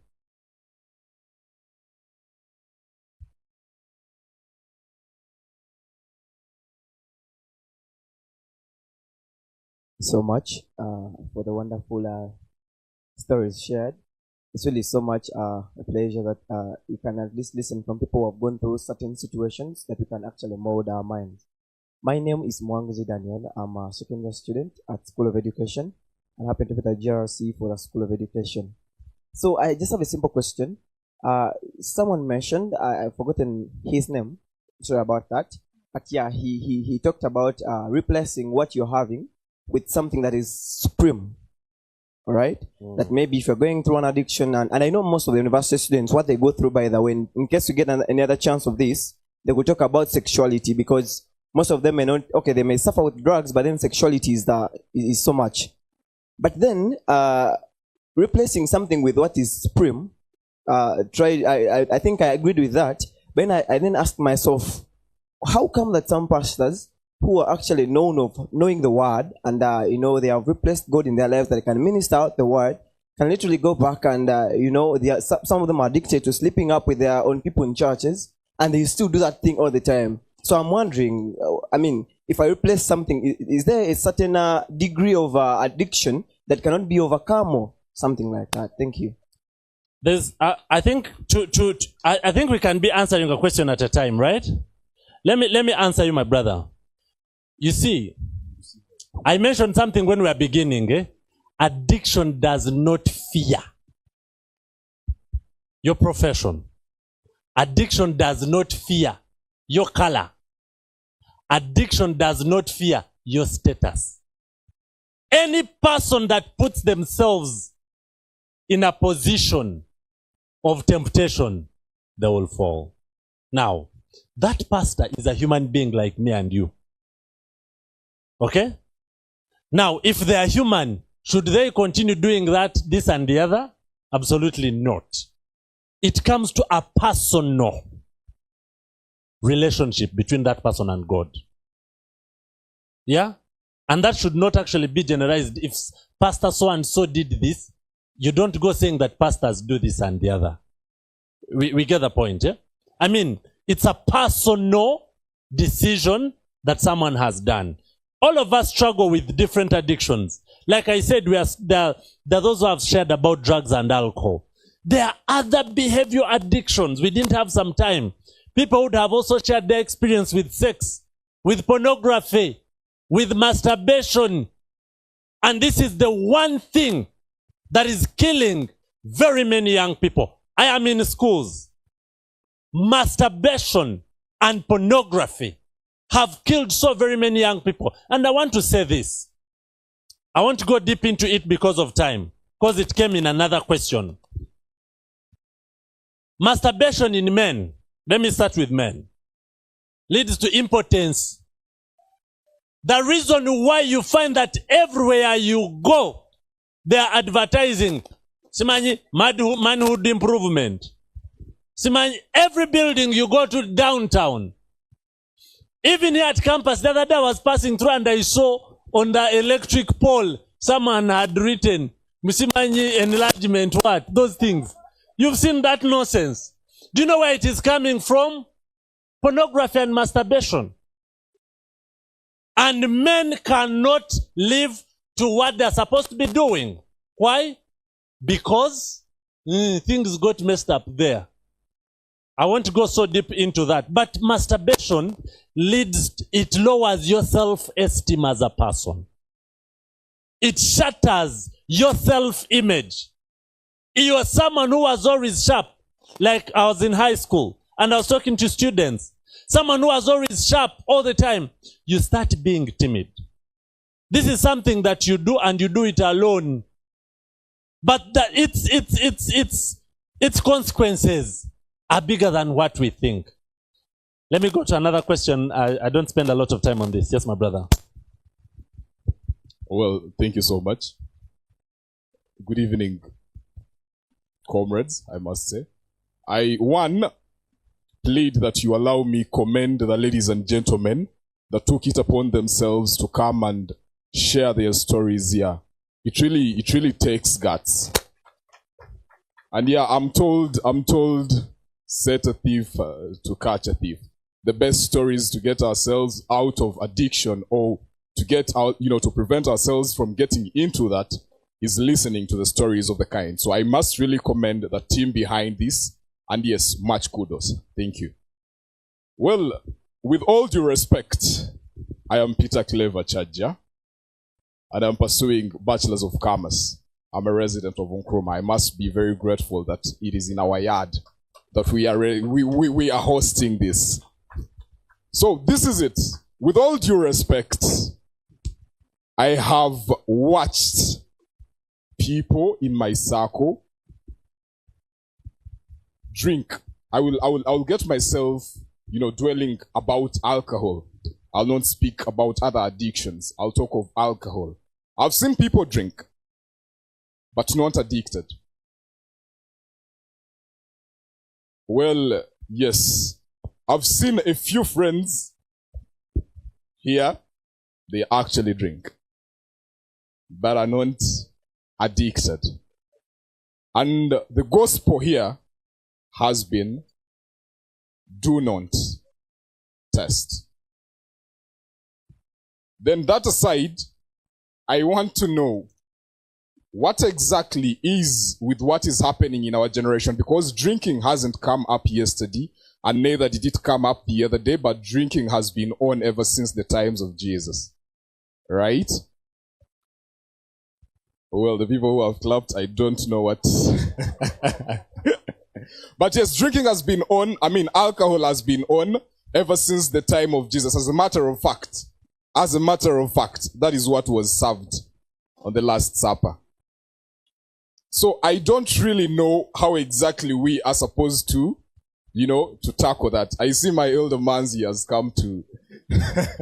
But yes, alcohol has been on ever since then. What is it with our generation that it is really devastating us and pulling us so much down? I have attended very many symposia about drug abuse and so on, but then I don't know why exactly is it so devastating when it comes to our generation. Thank you so much. Thank you, sir. Peter Clever. Mr. Peter Clever. All right. So I wanted to answer this question because I grew up as my first friends being like some of your fathers.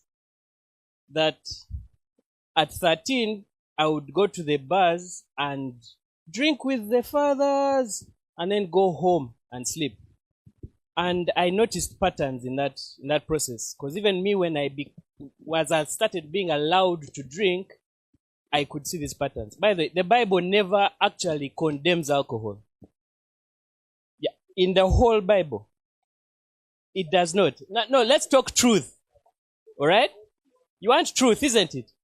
What the Bible tells you is the result of alcohol. All right? It tells you it is not for kings or Lemuel to drink alcohol lest you forget your roles. Meaning, if you consider yourself a king or a queen and you have responsibilities, if you drink, you'll forget those responsibilities. And it's in every time something happens that someone remembers in the morning, oh, I missed this thing. You're less efficient. I'll give you an example. If you have someone who's going to do surgery on you, to calm their nerves, would you allow them to first take like a shot to cut that main artery?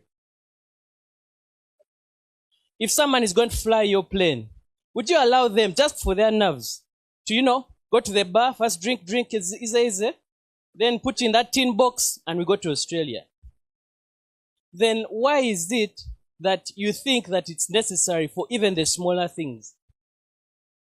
I have seen people who started with 1 cup beer and they call them functional alcoholics. And yet, they forget that, okay, at home, we have this cup box where we put sodas, empty soda tins. After 2 weeks, you find that you need to get another box because that whole box has been filled.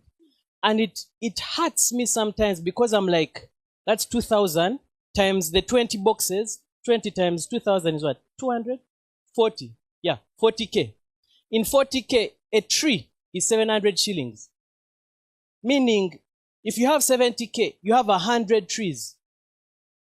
A beer is now 3,500, almost 5,000 shillings.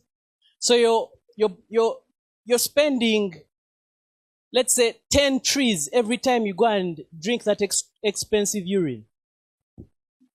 You understand? So, for you who has said you're a king, and saying that it's not costing me anything, no, you're functioning, you're talking, you're walking. But it's costing you your future, knowing that I could have used that money today and compounded it over time, and that in 5 years, what you could have had from that one beer that cost you nothing today has cost you so many more mansions in the future. And that one I got by seeing parents who at the age of, their kids at the age of 18 and didn't start saving that 700 shillings or that 3,000 shillings of a beer, and are now looking for the school fees, that if they had chosen and decided to put that beer aside and put that money in a compounding interest account, could have so much more school fees for even their neighbors. So it doesn't hurt you today, but it hurts you definitely. You understand? So that's why, to answer the addiction thing, that addiction of lower thinking of I need that thing now for me, you replace it with the thought, a higher thought of my 5-year plan. A plot of land in Kampala nowadays, if you go to Gayaza, is like 12 million shillings. Who knew that? Meaning at the end of your campus, if you save 3,000 shillings every day, you have a plot of land before you start working. After 3 years of actually earning a salary, you have 3. After 10 years, that lady is just managing your property. She doesn't have to work. She has to sit in your home and raise your kids. You understand? And then the choice is yours. That's why the Bible doesn't condemn it. It says that if you choose for that to be your nature, then that is what you have chosen. But you have free will to do anything you want. Isn't it? All right. Thank you so much. Please give them a round of applause.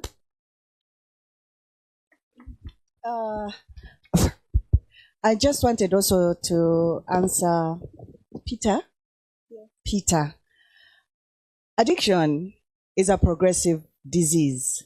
And it's a disease, by the way. It's a disease. That's why when you go into treatment, into the rehabilitation center, we only sensitize you on how to manage this disease, because you can't cure it, you can't control it, and you didn't cause it. So those friends of yours who you're claiming are drinking but are not addicted now, remember, it's a progressing disease. So it progresses and progresses, and it is also a relapsing disease. So if you do not keep into the treatment that the tools that the rehabilitation center has given to you, you will relapse, because it's also psychological and emotional. So when someone pisses you off, all you can do, because your psychology tells you that, the other time this chick pissed me off, let me go to the bar, I drowned my what? My booze. So it becomes a routine and it becomes a pattern. And to break that pattern, that's where he said that you need something to replace, so that pattern, so it can stop. So it's a complex thing. Addiction is complex, but eventually you will get to learn slowly. Just give yourself a chance to open your mind. Don't think when guys are drinking in beer, in bars, I tell for them they are not addicted. No, they are in danger of getting to the point where, as we got, you get it? Thank you so much. Thank you so much. We are going to have different sessions for Q&A. The first bunch, we're going to take 3 questions, like one from here, one from here, one from here. The cycle is going to repeat itself. We first get 3 questions, direct it to the person you want to give you a reply, or the person you're asking. They give us an answer, then we are going to take another round, okay? And in the meantime, I hope you've seen these papers that are passing around. This is a QR code. We request those who have, and please pass it to your neighbor, please scan the code and take part in our feedback moments. We are requesting for your feedback, honest feedback, so that it can help us in planning for the next session.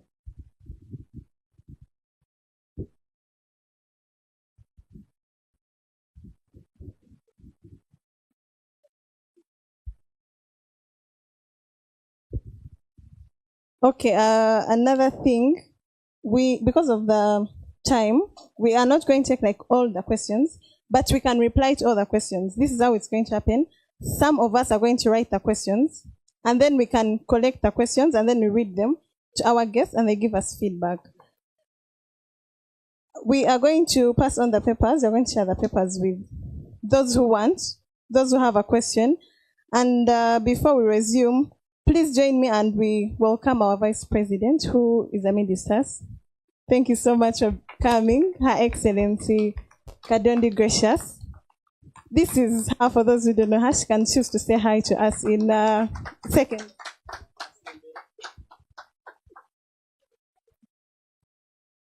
Hello, everyone. Good evening.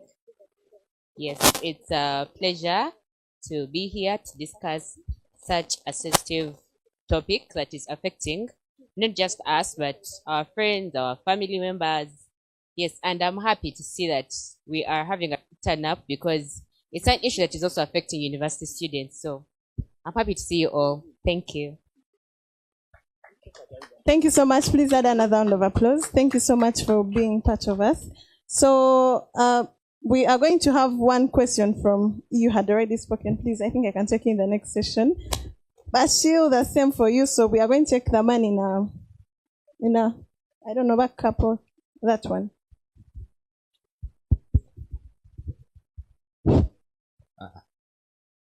Thank you, everyone. Good evening, everyone. I thank our speakers tonight. Me, I'm Akatombe Prosper. I'm a year 2 student doing dental surgery. My question is, how can, I just wanted to get some tips of helping our friends, what they teach in rehabilitation centers, so that we can help our friends around, because many didn't attend. We are more or less like 0.01% of the university students. What we want, what I'm requesting for some simple things you can use to help our friends. Okay, thank you so much. I'm going to take a girl from this side. If there is any girl with a question or any boy, okay. There is a girl. There is a girl, the other side. We are trying to be time conscious, so please go straight to the question. Thank you for the opportunity. I just have a question. First of all, I'm happy and proud for our people who have given the testimonies that they went through and they were able to recover. So my question again goes to them and maybe their teacher, that how can you ensure the sustainability of their recovery? Because I've heard some are 10 months, 2 years. So what is the guarantee that like they will not go back to that same whatever, that same scenario? Because that is something that I feel like it's possible, but how do you ensure that it doesn't happen again? Thank you. Okay, thank you so much. I'll take the first. Okay, the other boy came first in a maroon jacket.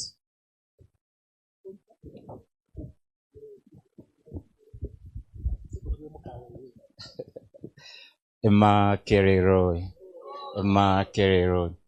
Ladies and gentlemen, my name is Mubiru John Bosco from the College of Education and External Studies. And my question is very brief and simple. You realize some addictions you talked of are behavioral. Someone talked about behavioral addictions. And it is very hard for people to realize that they're addicted, especially when it comes to behavior. Sometimes we think it is just the way we are. So, what is your solution to behavioral addictions, such as now like me getting addicted to my phone? Yeah, I need something that is so clear. Okay, thank you so much. I'll take another question from this side. The last one for the first round.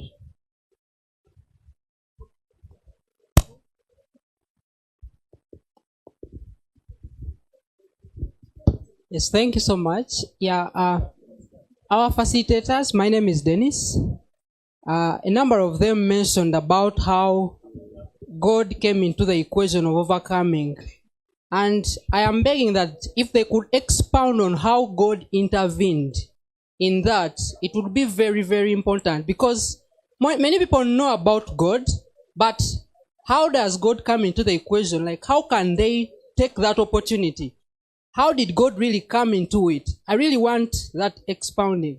Thank you so much. Thank you so much. We are going to have the answers to the questions, and then we go in for the second round of questions.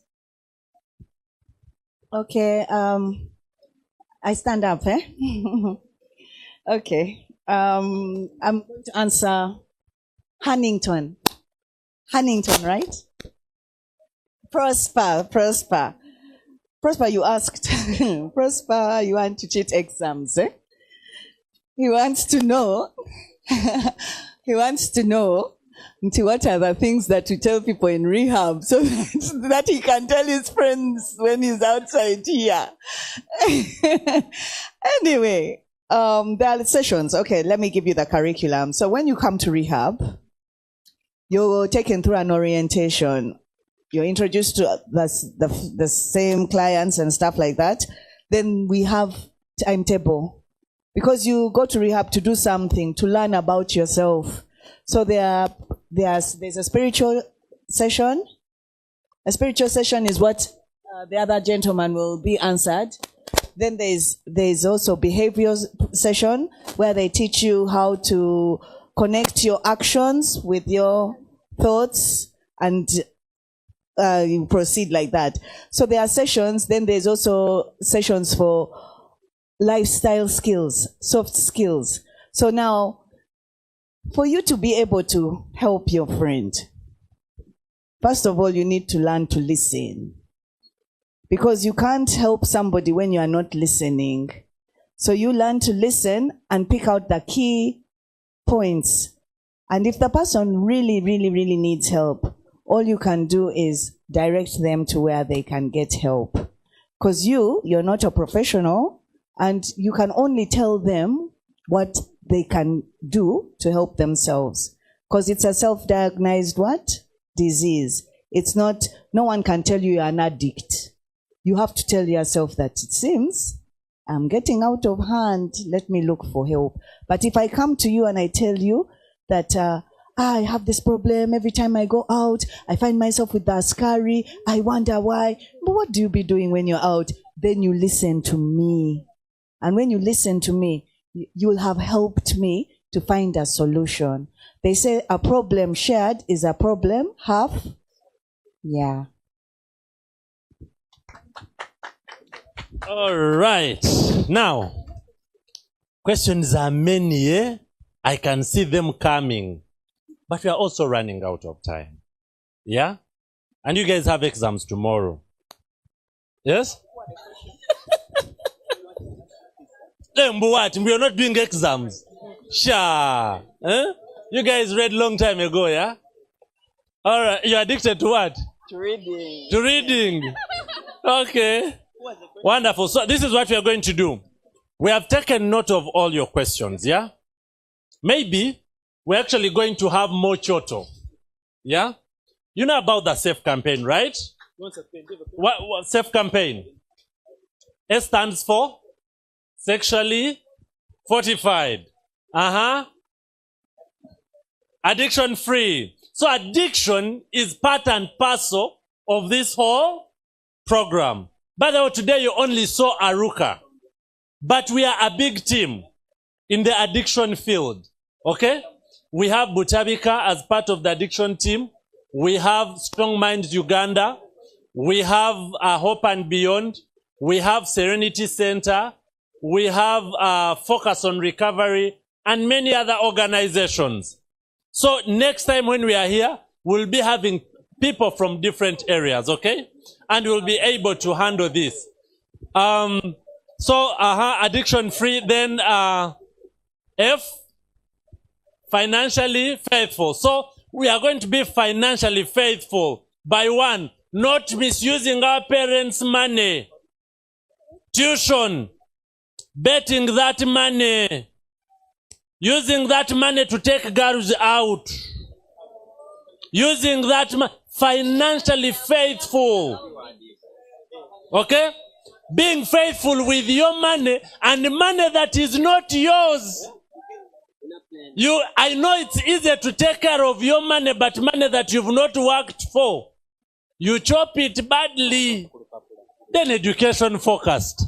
And that's why we are here at university. Okay? Now, this is what we're going to do. We normally conclude with this. I know, as we are talking about addiction, there could be someone out there, and you're feeling, man, I have it. There is a problem here. It starts with you being true to yourself. And you say, you know what? I need help. If you're struggling, there is help. And this answers the question that many of you were asking. How do we not fall into this? One, mark the friends you have. Many of us, all our decisions are determined by our friends. We do not do certain things because we do not want to disappoint your friends. And when you ask who are those friends, these are people you met at the hostel or at the hall of residence when you came here. And these are the ones that are deciding for you.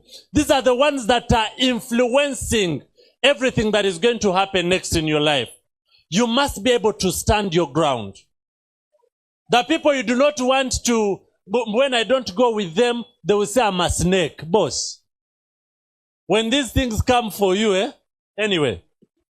So let's mark the friends we make. Number 2, let's avoid indoor stuff. Let's try to get out there and do activities. Many of you, people are struggling with pornography and masturbation. It all starts with your phone. 3/4 of your time you're on your phone. Now with TikTok, with Snapchat, with the things that are happening all over the world, you'll find that at least get to spend some time out there. I'll give an example. At Aruka House, Uganda, my rehab is a farm rehab. So when people come there, they also work. They're able to put their hands to doing something. And this brings them back to reality. Young people, we need to go beyond the whole thing of being just phone people. There is more you can do than just taking photos and posting and talking a lot of stuff on social media. Because these things are not filtered. And the information we are getting is not filtered at all. And everyone is saying whatever they want. You should be able to put something that will benefit someone, okay? Thank you so much. I would like to take this opportunity to thank the LP team for giving us an opportunity today to come and share. We want to thank Makerere University for allowing this. Auntie Bet, we want to ask you, when you go back to Mama, thank her for giving us an opportunity to speak to the young people. Because guys here you're seeing are going to change this generation, I'm telling you. Amen? All right. So if you're there and you feel you have a question you want to speak to someone, we're going to hang around for a few minutes. Can I also share the Aruka House number? 0774 0774 80 76 19 0774 80 76 19. You could be there and you feel your question cannot be brought here. Can we talk? But as we're also going to stay around here for a few minutes, questions, we can't read them for now. But you just come and speak to someone, okay? Thank you so much. God bless you.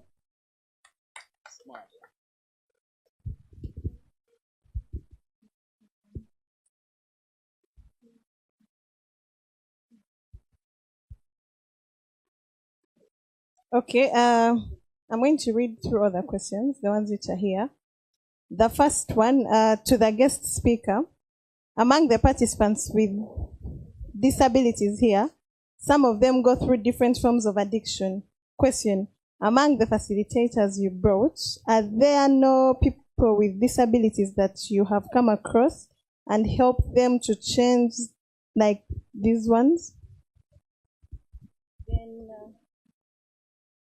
Then another one, I have a parent who only drinks like once in a year, and when he does it, he does a lot.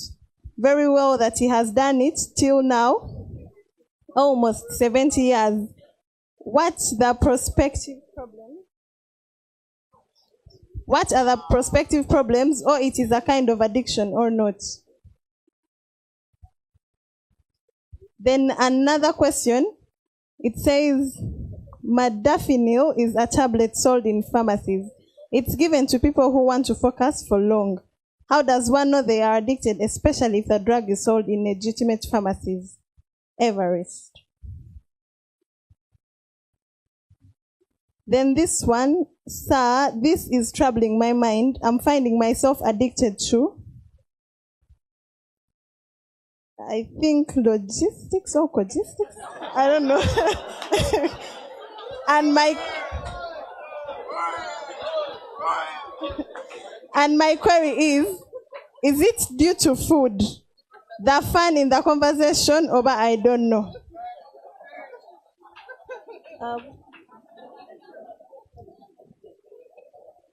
Then this one says, let's first agree that some addictions are unresistible, right? Like food. Though not necessarily my point, but subject in question is how to mitigate the unresistible addictions since they can't be avoided. This one says, I have a brother battling with addiction. He knows it, but doesn't want, or rather, shuns away from help. I can't sit back and wait because the addiction has taken a toll on him, his relations and academics. How do I help him out of this situation despite his refusal or reluctance? Then this one says, how do we relate live with the addicted? More so people we are attached to, our parents, friends, and relatives. For example, an uncle or professor who needs a drink or drug first before they share knowledge. Rahim BEHS Yawan. For now, those are the questions. So we'll be receiving more as they try to give us feedback.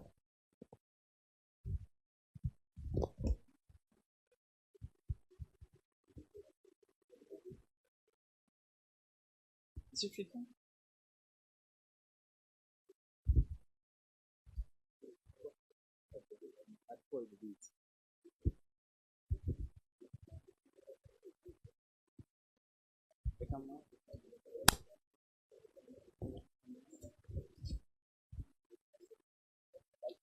Kale, for the interest of time, the more questions that are coming through, we request those who are interested, and if you know that you really want to get an answer to your question, our facilitators are going to stay behind. So you can reach out to them and talk to them about your inquiry. And I'm going to request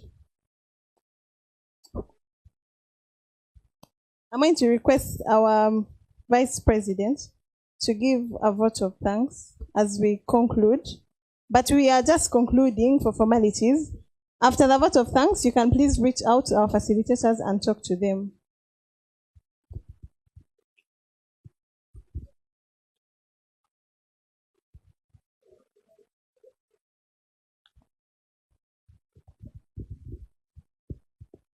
Okay, thank you so much. I want to take this opportunity to thank each and everyone that has been part of the organizing committee, ELP, the administration, everyone that has been part. It's a very engaging discussion, and I want to thank everyone that has turned up to take part in this.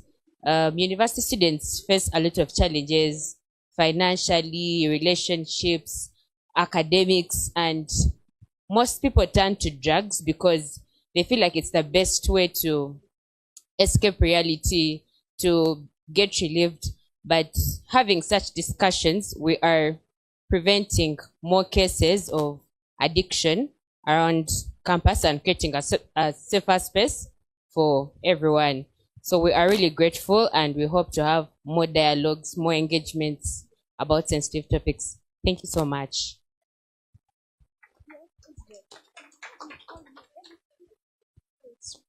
Before, since this is the last session, we are going to have a message from the Emerging Leaders Steering Committee.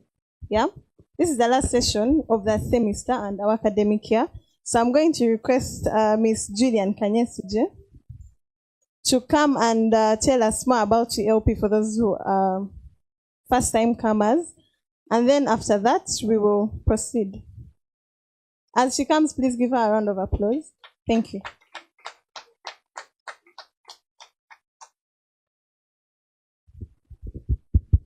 Thank you very much, the MC. My name is Julian Kanyesje. I'm the Emerging Leaders Program Administrator. I would love to give some simple background about what Emerging Leaders is about. Emerging Leaders Program is a life skills capacity building and behavior initiative from the Office of the First Lady.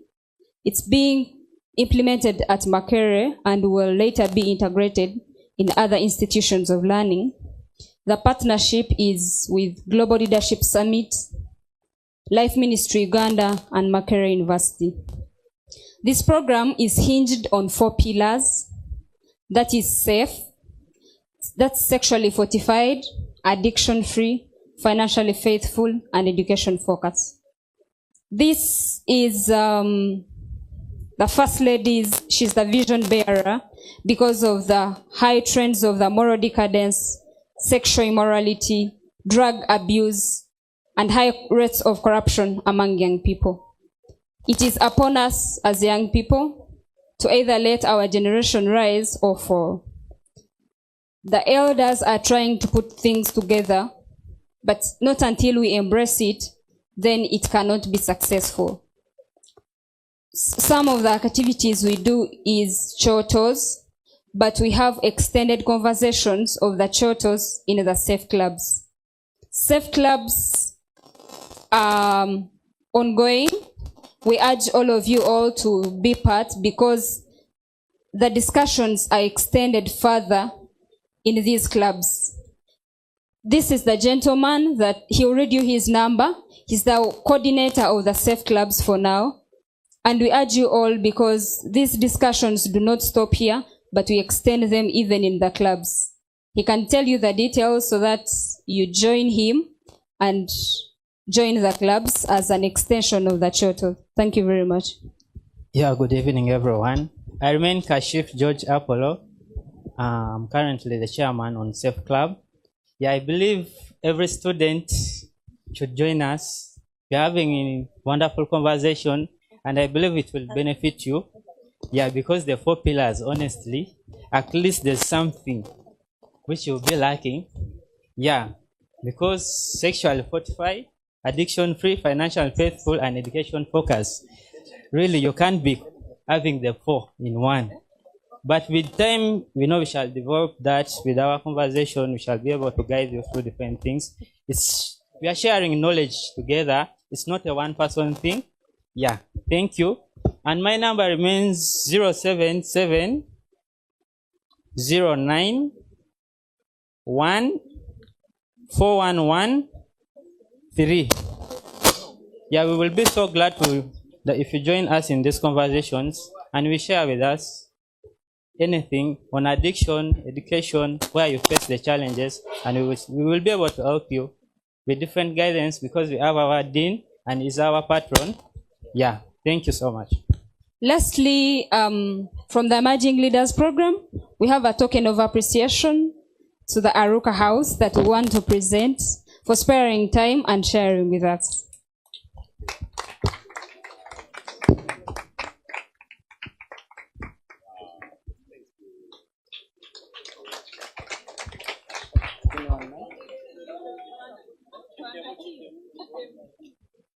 And the team, please step in front and receive the gift. The team that came.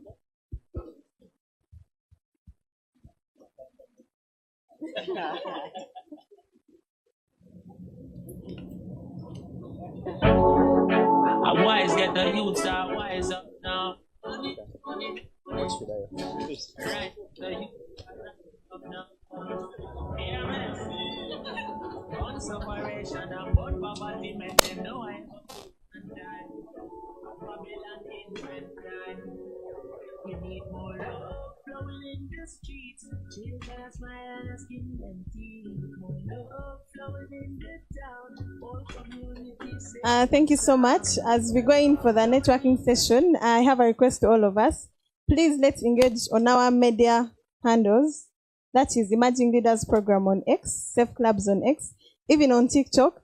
Please engage. And even if you post something, feel free to tag us. Even if you have your question, actually, you can also post it there. Thank you so much. We are going in for the networking session. Please remember we are asking our queries one-on-one, man to man, woman to woman. Okay, thank you so much. And we are going in for the photo moment. So I'm going to request our facilitators, those who came through, our dean and the student leaders available. Please come and we check a picture. New Vision TV. Stream smart, stream New Vision.